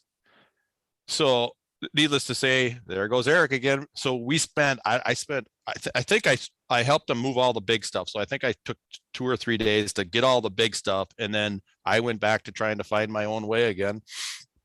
So I lost kind of another week with him, and I was out there floundering around, and I still got into elk. Like I still got into some elk, and I called in some cows, and I was really close to some cows. And I know I had a bull that was just out of sight that I would say was probably 45, 50 yards, because it was a lot of evergreens, but I couldn't quite see it from where it was, but it's bugling back at me left and right. So I'm still getting encouraged. I'm not down. I wasn't upset. I wasn't discouraged. It is what it is. You know what I mean? Yeah, it's okay. And then, Eric said, "Hey, you want to try to go? We could probably go out in a couple more days up to this spot." I said, "You know what? I think I'm going to go back to where you took me." I said, "I'm just going to park farther away and walk up there." He says, "You're going to have to park." He says, "You're going to be, 5.5, 6 miles from where we were." I'm like, "It is." And I was supposed to go out to eat. He wanted me to go out to eat with him that night, and my other friends, they were going to come to town, and we were going to go out to eat. And it was in the morning at that time. And I said, "All right, I'll go out to eat." And I was sitting there, and it was like burning in my mind after, well, I shouldn't say that was like the last week. This is the last week now I'm building up to. There was some time in there, but we'll get cut to the chase on this part. But we're sitting there, and we were going to go out to eat, and it's just burning a hole in my mind. I'm like, I got to get back out there. I can't get an elk here, and I know these guys really good. And I didn't feel bad saying, "Eric, I'm just going to go and I'm going to walk in there. I'm going to pack in there, and I'm going to set up a spike camp." And he was going to meet me there the next day. And I got up in there, and I set up camp, and I saw no elk that day at all. Didn't hear him. So I was a little discouraged that day, but I knew we'd seen him before. So the next morning I got up, set up on that meadow, was making some calls. I didn't hear anything. And all of a sudden I could see a cow come out up ahead of me, probably like maybe 200 yards or so. And then another cow, and then a calf, and then another cow. And I'm like, oh, there's going to be a bull coming out at some point. And eventually the bull came out. So I started doing some cow calls to get some of them cows to come down me. And sure enough, this calf just comes running at me. Mm-hmm. And of course, what I probably should have did is shot the cow or the calf at that point, because I had been there, I don't know how many days, but the calf came down, and I'm like, I don't want to shoot a calf. The cow's right there. The cow comes down, and that's when the bull stepped out. So now I can see the bull, and I got the cow here, and I'm like, you lost focus, man. Yeah. So I really wanted to shoot. It's funny how priorities change. Yeah, exactly. And my heart was really in a bull, so it wasn't that big a choice. So I'm like, all right, I got to go for it. So I kept cow calling, and this bull just started bugling at me like crazy. But the cows had worked through. It's an avalanche chute at this point. It's really steep, where the grass is green, but it's an avalanche chute. And that bull got to the edge of the avalanche chute, and it turned around and looked at me, and it let out one big bugle. So I thought, you know what, I'm going to give him a challenge bugle and just see what he does. So I let out my best rendition of a challenge bugle at this first year level, and he bugled back, but he just turned around and kept going. And I'm like, you know what? My hopes and dreams are going that way. What am I going to do? I'm going that way. So I cut on a 45 to try to get where I could get up at his level. And again, back to Cole's territory. It was like Cole set this map for me, I think. So I start going up at a 45 and I'm in deadfall central. I mean, like I'm not making much progress and I'm hoofing. And at that time I was probably in the best shape I've ever been. And I'm just cruising as fast as I can. And I get up to where I can't breathe anymore. I bugle and he's mad and he's getting closer. So I go up as far as I can again. I did this like 4 or 5 times where I just go until I couldn't go anymore and bugle. And I was almost to the edge of these deadfalls. Like I could see the edge and I'm like, okay, I gotta get, he's getting closer and closer. I could just tell he's coming. And I'm like, I gotta get to the edge of these deadfalls or I'm not going to get a shot. Cause obviously I'm shooting traditional equipment. I can't shoot 50, 60 yards. So I take off my last little bit and all of a sudden I could see his feet. I'm like, oh boy, I'm in trouble now. Cause I had about 25 yards to the edge of these blowdowns. And he was just mad as heck at me, you know, it just mad. And the way I put my bugle on, I use 2 flexible bugle tubes and a mouth call. So I can bull call, but I pop the tube off. So I drilled a hole in it so I can pop the tube off so I can cast calls behind me. So I have a bungee. I took the original strings off and I put bungee cords. So they're tight. Okay, so they don't get them away my shot, but I can pull them and then I can call behind me. So I did some cow calls behind me, and this bull started coming, and he's coming straight at me because when you call by yourself, of course, they're looking right for you like this, and I'm like, okay, this is not good. So he came all the way within probably 12 yards where he's looking right at me, and I'm like, oh, please turn, please turn, please turn, please turn. So he finally gets, and at the time I still have my wind indicator where I can reach it, and I'm just blowing, and the wind's blowing to my left, and he's coming down like just to my left. So if he goes a couple more feet, he's going to smell me. So I had to decide to pull back. He's about to smell me. Yeah. So at this time I didn't know it, but you got to draw. And that's what I said. I said, I got to pull back and I hope that he turns where I can pop a shot off because he was close enough. Well, he rolled around so fast and took off. He went about 50, 60 yards. And I thought, that's the coolest thing in the world. And if that ends my hunt right here, I'm good with it, but I'm not giving up. So I started calling again and he came back in and he was farther away the first time. And then he started to leave, called him back again. He started to leave. So then he was, no, it's a 5x5, but he's, you know, it was a decent 5, not much smaller than the one I shot, but it's a decent 5x5. It was in the picture. It was one of the bulls in the picture I sent him. But this time I did a chuckle at the end and boy, he got mad. I mean, he got mad like he was just wanted to kill me mad, and he's bugling and chuckling and he's coming right back. And I got 3 spots I can shoot next to the edge of this deadfall, and I need him to come right tight to him because it was going to be like 28 yards. And I cow call where I think he's going to stop on the first opening. And of course, it's like a delayed reaction. So he stops like 2 feet too short or 2 feet too late. Yeah. So he gets to the next opening, and I tried to time it where I'd be a little early. This time he's like a foot too late, and it's the last opening. It's the last opening, and I know that I've been jerking with this bull so long. I know this is probably it if I could get a shot. So the next one I decided to do it early, and I did it early, and he started to bugle, and I'm like, there's some branches in the way. And I'm like, I have to tuck this arrow in where it just missed. There's one branch hanging down, and I'm like, I have to miss that branch, but it has to be close to it. And I pulled back, and when I shot, the fletching hit that branch as it went by, and that arrow hit him right and he stopped a little forward. So I hit him in the back of the lungs, but I hit him pretty good. And I didn't know elk could run that fast because after I hit him, he was gone. And the first thing I saw was my arrow. It went more than halfway, but I'd say about a foot of the fletching was sticking out. And the first thing I see is my fletching go flying because I was using a wooden arrow, and I felt pretty good about it, but I'm cautious, you know what I mean? So I went up and I looked at the arrow, I saw blood, and on that hill I could get reception. And I called Eric and I said, and Eric was planning on coming up there that day. And I called Eric. I said, hey, I know you're not going to believe this, but I just called the bull and shot it. I said, wow. I said, are you gonna, he says, are you still planning on coming? He says, yeah. He says, I'll plan on coming. I said, well, I'm going to wait for you to get here and then we'll go look. So it took him about, I would say a good 2 hours by the time he got there and climbed up. And I told him, bring extra water because we're going to burn a lot of water, if we did find it. Mr. Collins, not to cut you off, but are you shooting a flint broadhead? No, that one was a steel broad. That was a Magnus it's a Magnus Snuffer? two blade. Yep. That's not a Yeah. snuffer. It's a wasp, but it's a glue on, 2-blade broadhead. Gotcha. Okay. I So was like, holy crap, he shot that bull with a Th- daggum flint. that's a dream. broadhead. That's a dream of mine, but I'm going to get a few more under my belt before Gotcha, gotcha. before I get too carried away. But anyway, so I knew I hit it good.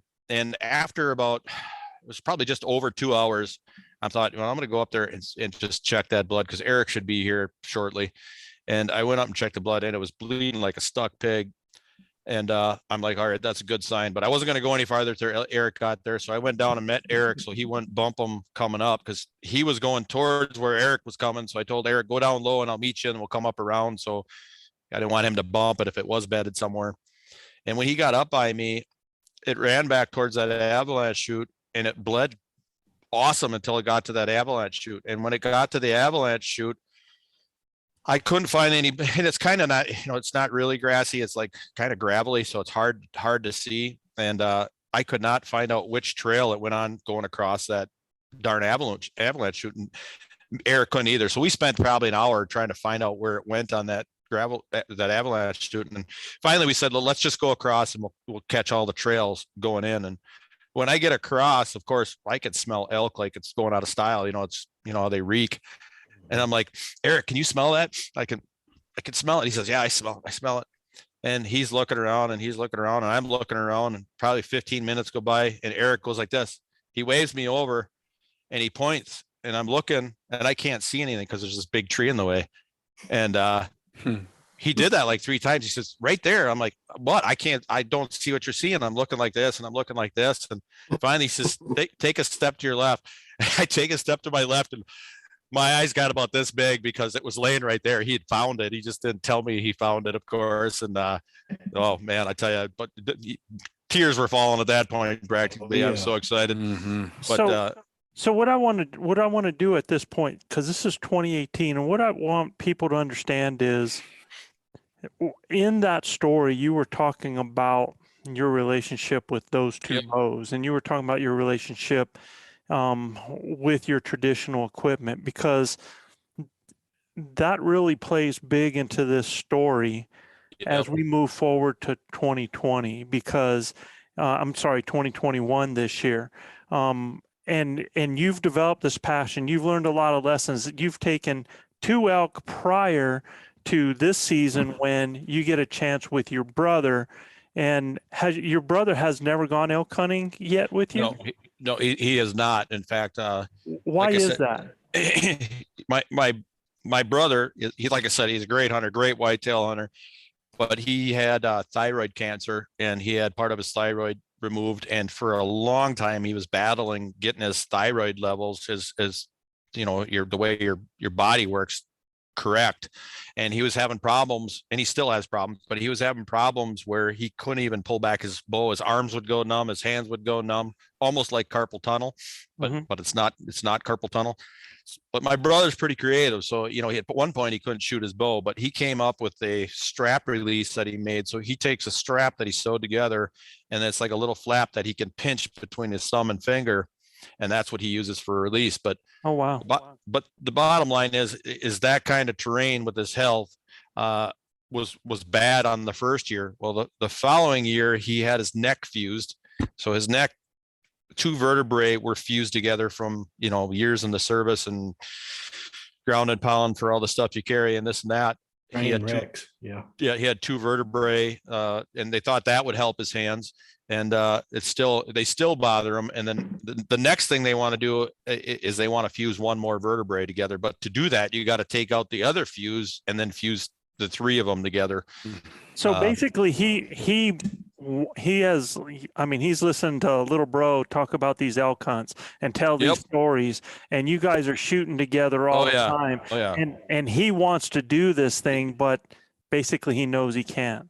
Yeah, he knows he can't right now. And I think, one way or another next year, he's going to be there. Even if he can't hunt, he plans on coming, because I told him, there's there's trout streams, and there's other things you can do that he could handle. And actually, to be honest with you, where I ended up shooting this other bull, he probably could have handled if, once he got up there. Right. But the bottom line is, even, Luis, you love your bow, you love archery, right? Are Yeah. you just going to let anybody shoot your bow? You know what I mean? Right. But especially now, especially traditional archery, because yes, I mean, there's a lot that goes into that. Yeah. That's your What special. brand bow do you shoot now, Mr. Collins? I shoot my homemade Osage your homemade. stealth bow. And And your brother has a homemade one, right? Well, my brother has one that he bought. He has a hummingbird, Okay. and that's the bow that he uses. And I told him, I said, hey, if you can't go hunting with me, I said, how about if I kill one with your bow? I said, then it's like you're there. Cause my brother understood what my two bows meant to me. He understood. It's like your bows, but on steroids, how much you're attached to them. Yeah. So when I lost him, he knew how much it meant to me. And I said, hey, if you can't be with me, part of you can, you know what I mean? Is Sure. what I meant. And I wanted to honor him that way. Cause I look up to him and respect him. And I wanted him to know that, and to be honest, he gave me a bow almost identical to that bow, but my son kind of stole it from me. so Amazing how those things happen. Right. And when one day when we were sitting there shooting, I said, Bill, hey, if you can't go, I said, why don't I take your bow and shoot an elk with it? And he says, well, you got almost the identical same bow that I gave you that Logan has. I said, yeah, Bill, that's not the point. I said, that's not your bow. That's not yours. And I didn't push it anymore because either you get it or you don't get it. You know what I mean? And Sure. the next day, or the next time he came, which was maybe a day or two later, whatever it was, he came over that bow and he handed it to me, said, go get one with it. And that's Wow. when I started using that bow. Now I got news for you, dude. When you say that, I'm sorry, but I see Rocky, and Yeah. where Rocky's down and out, man, and his wife walks up and says, Yep. "Go do it," Yep. And that's kind of how it is. Just win. And I'll be honest with you, it makes you it definitely makes you it makes me want to try harder than what I probably would try myself, for sure. And that really set the stage. But now the previous 2 years, I built up so much more knowledge, not only of the area, but of calling, of understanding where they're coming, understanding where they're going, understanding when to push, understanding when to shut up. You know what I mean? Mm-hmm. And I told my wife, because now I've listened to 148 episodes of your podcast. Sure. And at that time, it wasn't that many. At that time, it was probably 130 or whatever it was. But I told I told my wife before I left, I said, Brain damage. I said, I told her, I said, Armed with some armor. yep. I told her, I said, if I can hear a bull and it wants to play, I said, I feel like I'm going to get them. That's the last thing I said. But you know how you get, we say that the 10% club, it's 10%, 10% of people get the elk. Well, the previous year I had called in 10 bulls, but we had different things happen, whatever. So I told my wife, I said, my number's up, because my buddy had missed that year. So but those 10 were away, but I didn't shoot. So I said, my number's up. I'm going to get an opportunity. Grinders tuning in, thank you for listening to the Blue Collar Elk Hunting Podcast. Our goal is to share our knowledge and help you flatten that learning curve so that you too can have some of the very same incredible experiences that have given all of us here at ElkBros a lifetime of memories. If you like what you hear or see, you can get all of this information plus so much more from our Base Camp Elk Hunting Training Camp, the first in a series of online courses from our Blue Collar Elk Academy. Our Base Camp Training Camp allows me to use my coaching style and share almost 40 years of elk hunting experiences successfully hunting elk on public lands, as well as over 20 years guiding hunters of all ages and experience levels. This course will be like nothing you have ever experienced in concept and structure, using success-based coaching techniques that will elevate your confidence and skill sets. Our camp will prepare you specifically from that final moment most in your control, those final minutes or seconds the elk is in front of you, backwards through each step and level, allowing you to see, visualize, understand, and relate every coaching point to what lies ahead, the next step, the next thought process, the next success. Because y'all, you've already been there. You know what it looks like. By tapping my 30 years of teaching and coaching experience, our camps are developed considering multiple learning modes with text, visuals, audio, as well as video. And Base Camp will benefit those new to elk hunting all the way to the 10 to 15 year vet.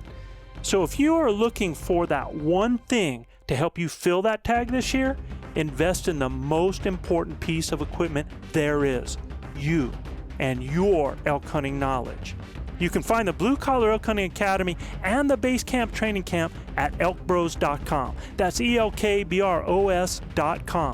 Keep dreaming of the screaming, believing in achieving, and most of all, keep grinding.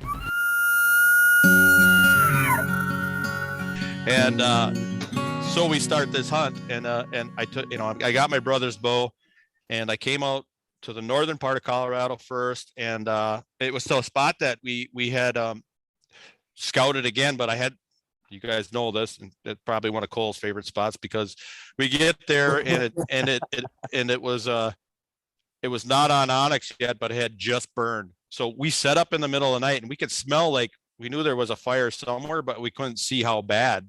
And we had camp set up. Well, we set up in a valley by a creek, and when daylight rolls around, it's like, like the moon landing, it's like, holy man, this is going to be a little different than what we had planned on our e-scouting. But we were up that morning, and we had learned a lot about that area, and I got up that morning, and I set out, and I went to go where I had called in a bull the previous year in a little patch. It was like a little green patch, and I could tell there was some bull sign in there, but nothing. So then I went way, way, way back, and I was so far back there that I got a little nervous because it was so hot out this year. And I did end up hearing a bull. I couldn't get him to play. And I'm like, you know what? I got to get out of here. I'm just not seeing the sign. There was not the tracks, not the scat, not the grass that I thought would be there from a couple of years previous from the fire. I thought it would be a lot greener, and it never greened up. And I was going to bail to another spot. And there's a guy I took the previous year. He is a lot like Cole, man. Yeah, man. Yeah. Run and gun. Yeah. So I'm like, okay, I gotta try another spot. And my buddies that I took the previous year were coming out, but they were only coming out for like 7 days. And I was going to check out the spot that we had found on Onyx ahead of them to make sure if I could find elk, I was going to be in them and go in them. And then if they got there, they were going to join me if they got there. Well, I got there, and I don't know if you guys run in this, but this is a good question for you guys. But when I got to this area, it was two roads that should have been public, but there was gates across them with locks, and there was a sign on one of them that said access for only whatever, and the other one had no sign. Like maybe somebody just put it there and it really shouldn't be there. It's kind of how I felt it was, but I don't know that. I don't know if you ever run into that or not, but so I couldn't get back there because it was way, way back where we would have wanted to go. So I had to resort to plan B. The only way I was going to hunt the next day is to go to the spot that I had gone the previous year, which is where I end up going for this bull. So I'm like, I get down to this spot, and I'm excited. I got there late at night, but I could hunt the next morning. So I was fired up, and I came up with the plan. Normally on this particular setup, I climb. It's a spot. Like I said, I don't like to hunt the trailheads if I can help it. I try to find a spot that looks miserable to go up, and then likely people won't go past that, and it's not where any other main roads are. So, and I could barely park off the road. So I had to I'm parked at like this off to get off the road where I got to go up this steep hill. But I know there was elk up there previous years. It was the spot that I had found, when Eric was out of commission. So I start heading up this mountain because I normally go over the top and then I loop all the way around the mountain back to me, or I go to where my base camp is. My base camp is it's a 12-foot trailer, but it has it's an A-frame pop-up that has a 4-wheeler trailer on it. So if I want to, I can go back to my camp if the elk are the other way, or I can go back to my truck. So it gives me another option essentially, but it's a long walk. It's like probably 8 miles.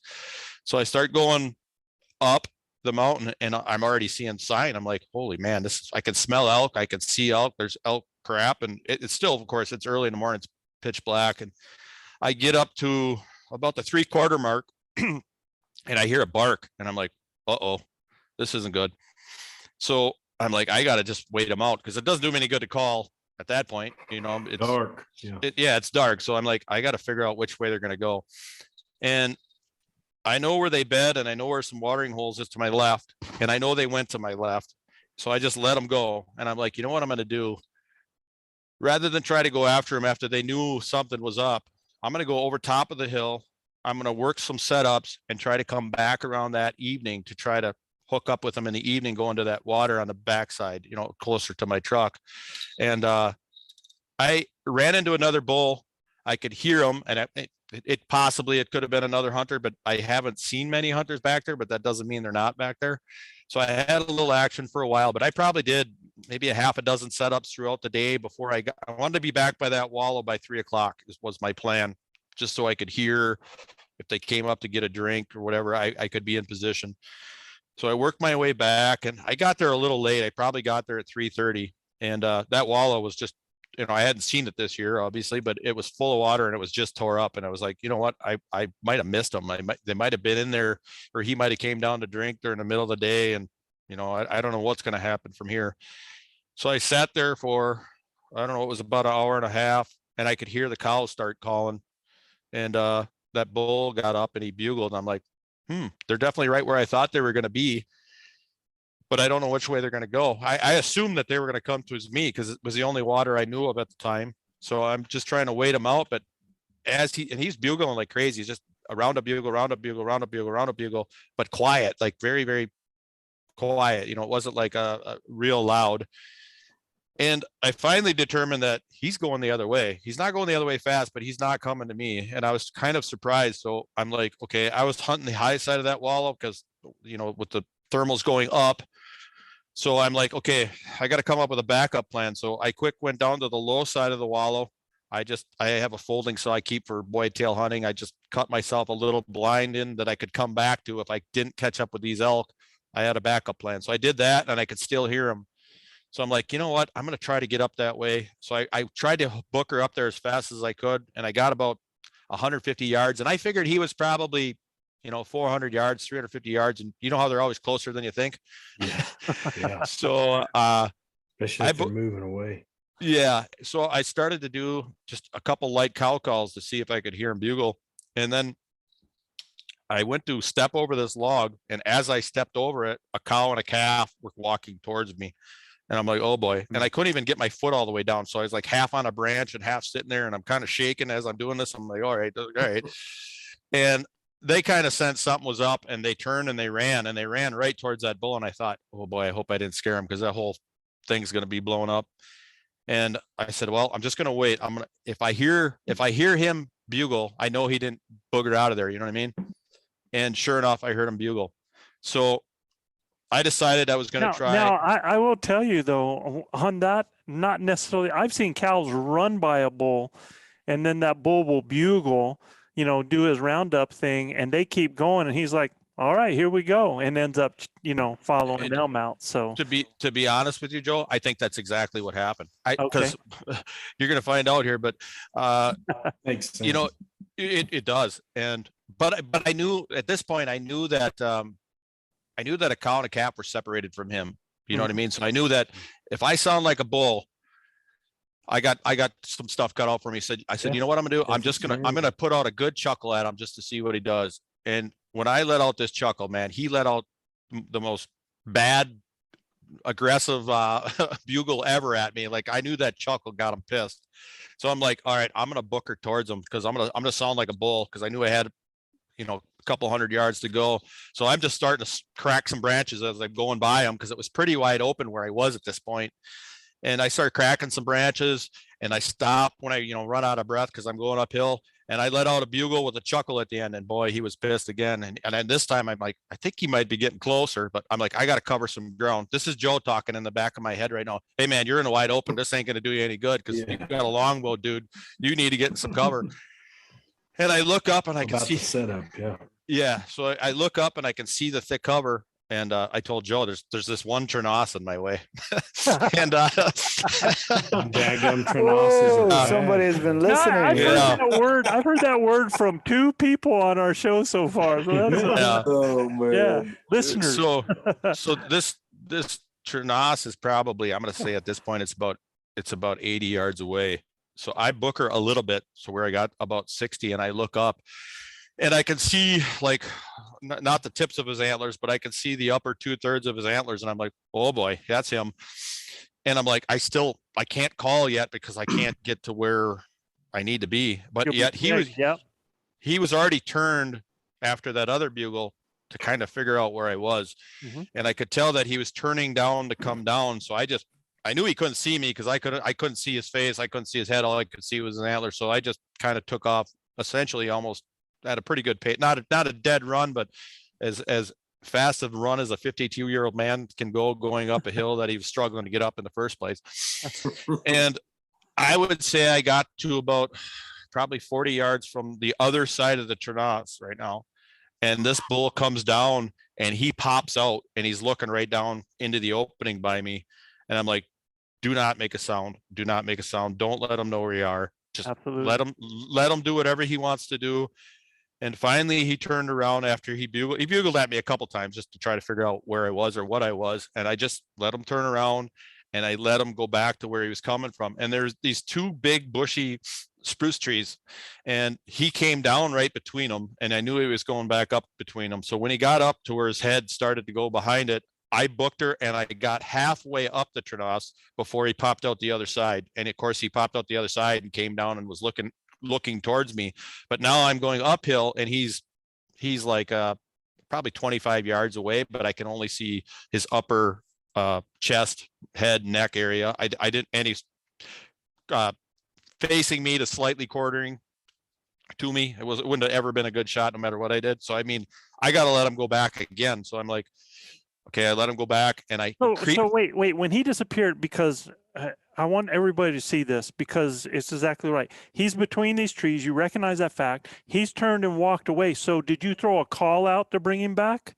No, I did, but not yet. I let him go because he was going back up the hill and I needed to get ahead. So I got ahead first to where I thought I could get a shot. Right. Then I called. And were there other bulls in there? No, I mean, was there like a cacophony of sounds going on? There was. God, here he goes again. He had to pull another word. Well,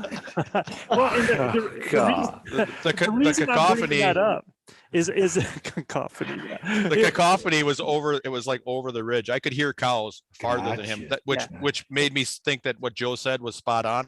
I think the cows ran past him, and I think he was kind of like bugling, say, "Hey, where'd you go? Like, come back to me, or maybe me come to you, or whatever it was." Sure. But I want the listeners to understand, because you did something that you've learned from us, is once a bull has come to an area and he's moved out, when you call, he's going to come back the same way because he's already established that safety path, right? Yeah, and so that's what you're doing right now. Yeah, right? and we're gonna prove that more than once, because I think I moved up the hill again and I still couldn't get a shot. I called him. He popped out the other side that he started on, right? And I'm thinking I'm going to get a shot, right? And he's only, I would say at one point he was 18 yards, one point he was 24, 25 yards. But it's so like deadfall and brush sticking up, and and with a traditional archer, I'm not afraid to put it through a tight shot, and I'll be damned. My brother would have said, right, there is no shot there. There wasn't. I couldn't find a spot on that side. I only had a little bit of opening on the other side, so I'm like, I got to let him leave again. So I let him go back. He gets back up between these same 2 trees, and I take my final 3 or 4 steps, and I'm like almost level at his same level. I got above that little hump, that little low spot. And of course he pops out the other side and he comes to like 18 yards, but he's, again, when you're calling by yourself, he's facing me. And I'm like, so you threw a call out to bring him back again, right? Cow call? Cow call. Okay. And then when he left again to go back between the stupid trees again, then I just let out tell us how you really feel. Yeah. And then I don't know how to describe this sound, but it's like I didn't throw out a bugle, but it's like a Oh, It's like yes, exactly. It's like a wine. I call it a wine, but it's just like a little. I'm a bull. Yep, Yeah. I'm a bull, and I was doing some panting in there. Like I did do some heavy panting when he was putting his head behind stuff. I'd be like, Yeah. just to let him know, Yeah. you know, hey, I'm ready to go. And at that last point, when I did that little whine, he turned right around and he came back to where he was. And I'm like, okay, when he turns and he gets, because the only opening I had was right before those two trees. I had like it was maybe the size of 2-3 pie plates, but it was a good opening. And he kept going at a good quartering, like almost 45 degrees, like a real good quartering away shot. And I like, if I can stop him before those trees, I'm going to try to take a shot. And I cow called. He stopped and turned his head. He never really turned fully broadside, but you could tell he just kind of turned his body like this. Mhm. And I let my arrow go, and it hit mid body, the third rib back from the back, and it lodged in his shoulder right by the neck is where it went. So On the other side, on the other side. So there was money. there was like the fletching length, which I think on those arrows, it's like probably 4.5-inch fletchings or What's the whatever. poundage? all the big What's the stuff. poundage you're pulling on that? That one's probably about 55 pounds at my draw length. That's Really, 52 man? at Bill's. Wow. And it buried it good. And actually the tip was actually after I did well, you'll find out that I get it, but after I did the autopsy, it was bent inside that. It hit that bone pretty hard. But anyway, so this bull takes off, and of course I immediately grab my bugle call because it's flexible, and I let out a bugle, and I let out a bunch of calls, and I could hear him stop. So I let out another bugle, couple calls, and I could tell he didn't go anywhere, but all of a sudden I could hear him run, and then I couldn't hear anything, and I'm like, oh boy, that's not good. I was expecting him to hear crashing and banging and whatever. It never happened. So Mhm. I probably waited there for about an hour because by now it's working towards dark. And I walked over to where I shot. And I would say about 6-7 yards from where I shot, there's these two, you know, the pines, when they die, they turn that real light gray, Yeah. you know, and there's two of them laying side by side and they're just painted red. And I'm like, okay, that's pretty good. That's pretty good. But I still don't know what happened, that I didn't hear him crash. So I made the decision that, all right, I am not going to push this bull. I'm going to go back to camp. I'm going to get a couple hours sleep, and I'm going to come back up. And when I went back to camp, when I went back to my Told me in camp, your letter that you heard Big O's voice. Yeah. When you made that decision. oh, it was no doubt. I mean, I wasn't going to push that bull. I mean, I felt for sure. And even like when I got back to camp, one of the guys I took in 2017 was in the same camp, but he was with his son and his son-in-law and his buddy. They started their own little group, and they were off and they were hunting. And I stopped to talk to them, and I said, hey, I just hit a bull. And I told them where I thought I hit it. And they're like, it's going to be laying there when you go back. He said, it's going to be laying there when you go back. And they said, hey, if you need help, you know, let us know, and blah, blah, blah. So I went back, and of course I tried to sleep, and you can't really sleep once you do something like that very well. But eventually I dozed off for about 35-40 minutes, but it was somewhere around, because by the time I got to camp after done talking to them, you know how it is at that time of year, it was like 10:30 before you blink. And by the time I went back up the mountain, I think when I got to go to climb up the mountain, it was like 1 o'clock. And by the time I got back up there, it was probably 1:30 or whatever. By the time I started, finding where the blood was, and I start trailing the blood, and there's a really good video I should send you after this, but I started trailing the blood, and the blood's just bleeding like a stuck pig. And I'm like, okay, this is looking really, really promising. And I got to another one of these gray logs, and the blood trail, you could see it where it kind of spun to the left, like it had turned right by this log, and the blood just dripped by this log, and there was nowhere for the elk to go. So I'm like, where the heck did this elk go? I'm looking, and I can't figure out where he went. So I'm like, he must have backtracked. So I stepped back about 10-12 yards or so, and I look, and this great big, like a triple tree, one of these triple tree, those tall pine trees that are at the base, fell over. And where it fell over, the elk had died right in that hole. That's why I never heard it. It fell in a big pile. So if you look at that picture, it was a miserable thing, because if you look at that picture, check him out. So- look at the sword you got. Wow. They're So- Yeah, that's an awesome bull. thank Hell you. Yeah. But you can tell why I never heard him. He died like in a sand pit. I just never heard the Yeah. thunk, and you could see that his butt is below the hole. His back Yeah. is wedged up against the big log pile, and his neck's against the log. He just So I'm laid like, down, man. Yeah, well, I think he just crashed, to be honest Yeah, with you. he I just think laid he was done. But and there's a great big tree in front of that. I don't even know how he got through there, but I'm Man, like, okay. He's such a cool elk, man. Yeah, that's a- well timed. That's an old mature So let bull. me Absolutely. so let me ask you what this phone call to bro was like, man. Yeah. Yeah. Had So to be emotional. so on my pack out and the drive back, I got a flat tire. And yeah. So and I keep a patch kit, because that's not the first time that's happened. Probably not the first time it's happened to you guys, for that matter. But I keep a patch kit in my truck. But these two pieces of rock were so big that my patch kit was going to be ineffective. So I had driven to my buddy's house that was closer. They were like probably 45, 50 minutes from where I was hunting. My wife's friend and my friend from school. And they had a patch kit and they had an air compressor, but I still couldn't patch it, but at least pumped it up. So now I got to go to town, and town's like another hour and a half away or whatever it is. So I start heading out. I got the freezer going. That's all I cared about. And of course, as I get over the mountain, the first text I get is from my brother. And and it says, "Hey, did you get one yet?" And I said, I didn't even say nothing to him. I sent him a text. I sent him a picture of the bull with his with his bow laying on it and my quiver. And he gets the text and he says, he replies back, "Then we got one." He says, "Awesome job. Ooh. Congratulations." So That's that was really cool. That was really cool. That's awesome. Yeah, that was neat. Congratulations, man. Yeah, I appreciate it. What, to get it what done. broadhead did he have on the end of his arrow? Again, a Magnus two blade. We use Oh, cool. practically the same setup. Do you have an But, idea? Sorry.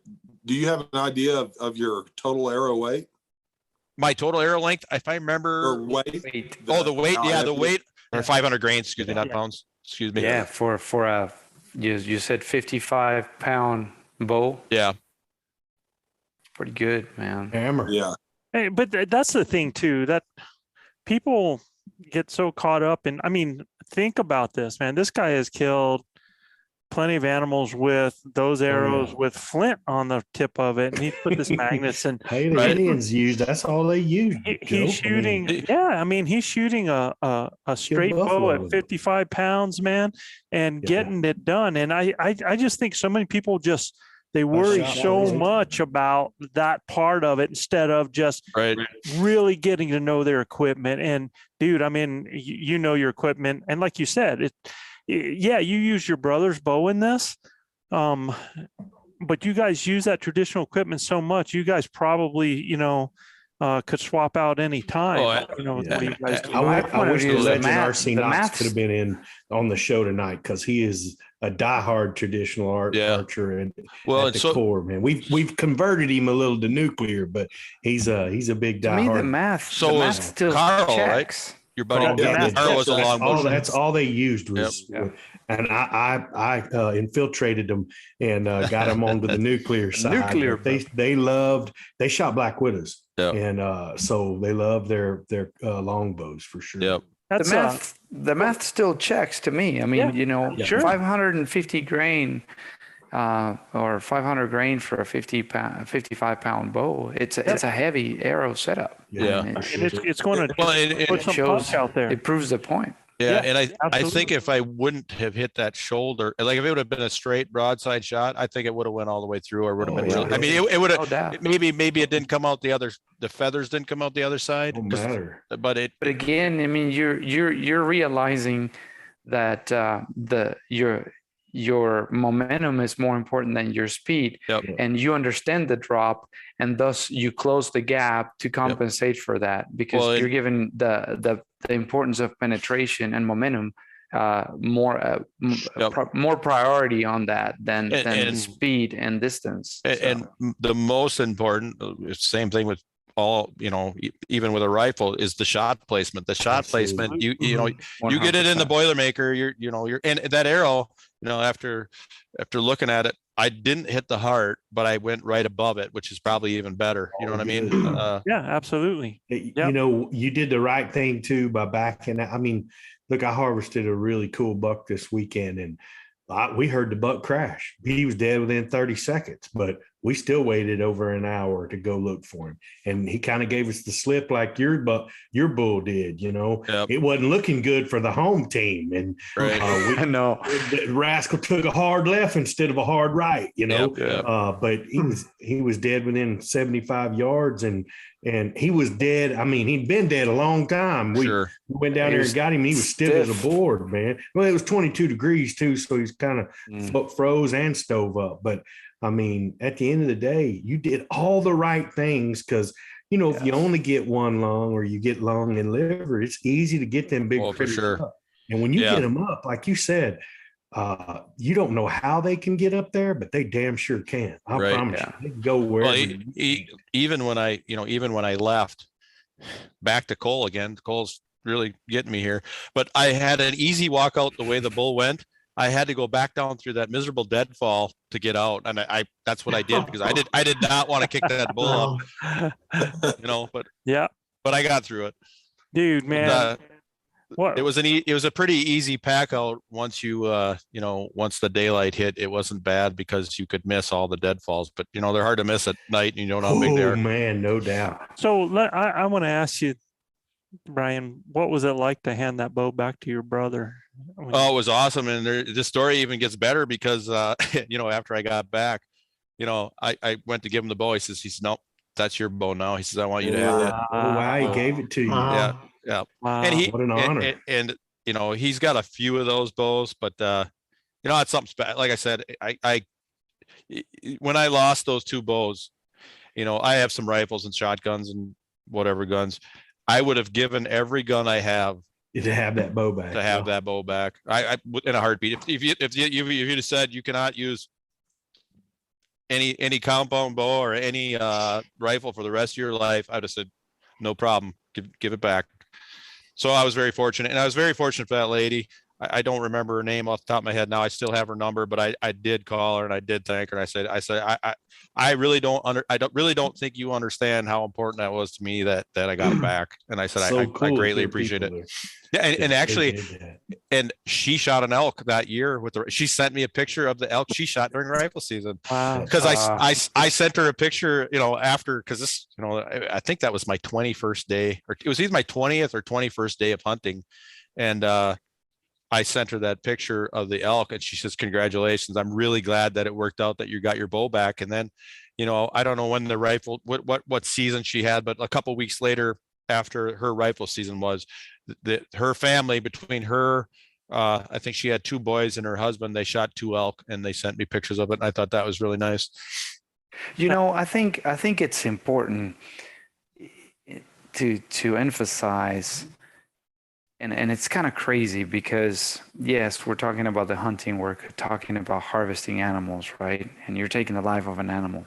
But, to me, this passion just simply strings chords of emotions and honor and feelings. And it just increases the level of the touch that you have to have with your soul and Yep. the human part of it. It just gets exponentially blown up. Yep. And you build those relationships, and it's just like I feel it does so much good to the soul and to the human being, that if you're not feeling those things as a hunter, then certainly that's not, not living. That's Agreed. not. Yeah.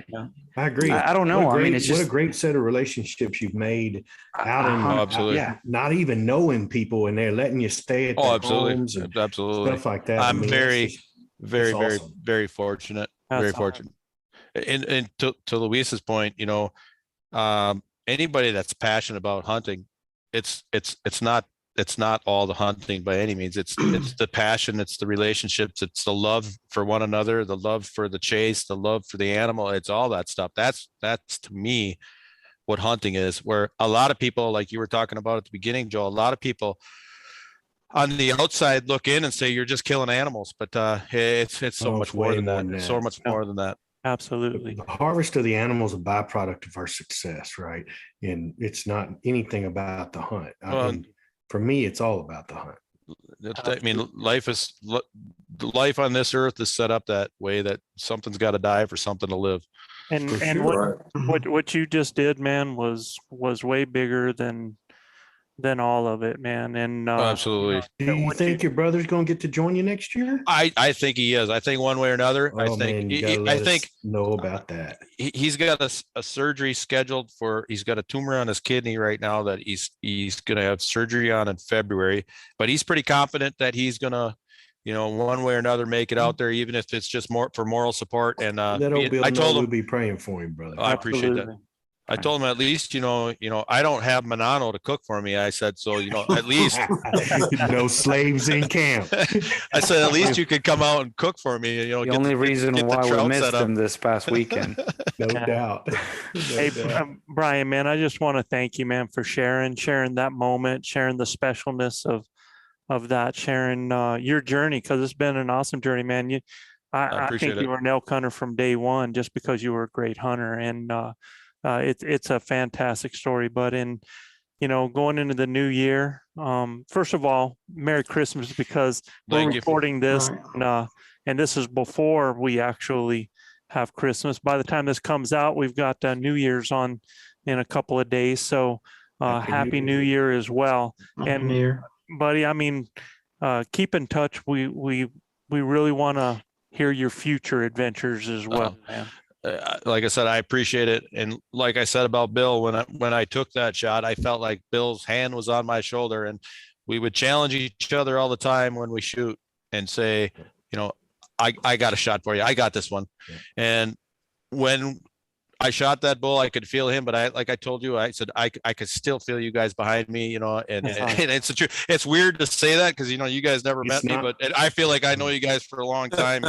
And, I appreciate all of your advice. I mean, we went through the same thing 2 years ago, brother, when Chav wasn't on the mountain with us. We were all hunting for Chav and with Chav. And I mean, it was different, Chav's powerful, man. It was so powerful. And Chav's been with me for many, many years, right at my side. Not to have him was tough. It was tough for me. It was tough for Joe. It was tough for all the guys in camp.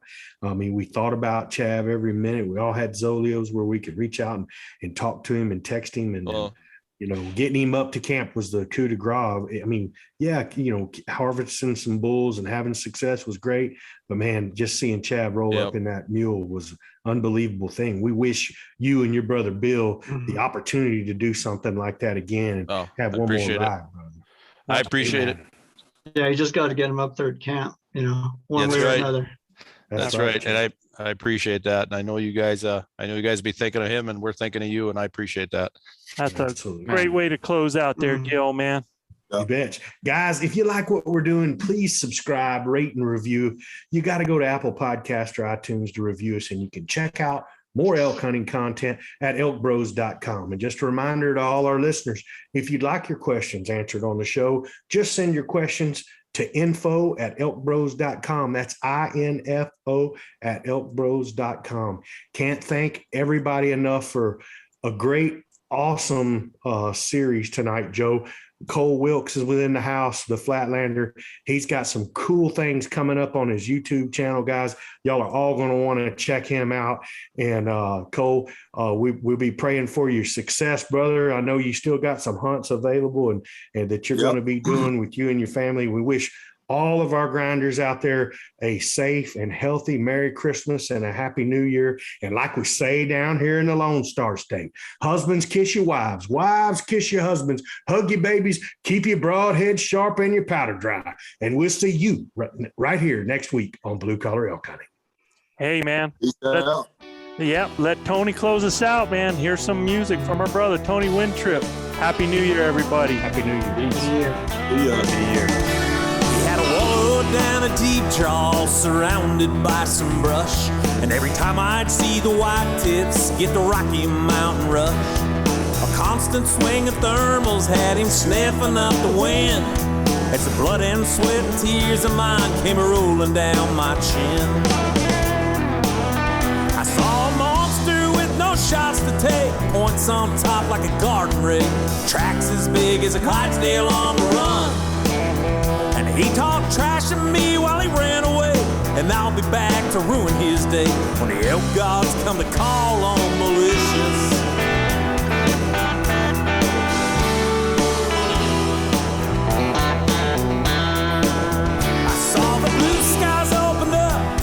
And the temperatures start to drop, so I packed up ready to make my way up on the mountaintop.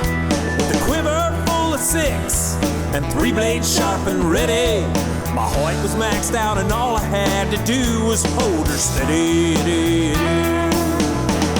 Delicious was a man above a man. When he let the thunder roll, you could hear him all across the land. He was painted with a splash of mud, and he weighed more than $1,000. Now it's him and I at Timberline, and he's down to his last stand.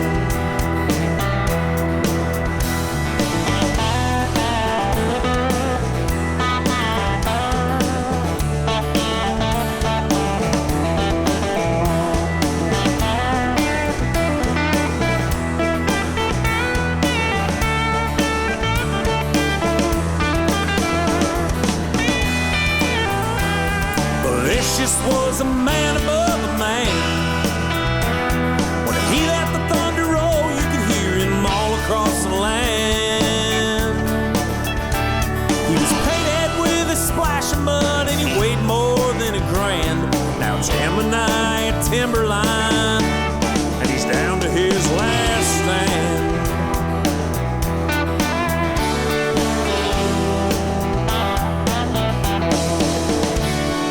Slipped out on me one time and he left a few behind, so I followed up the trail where his eyes soon met mine.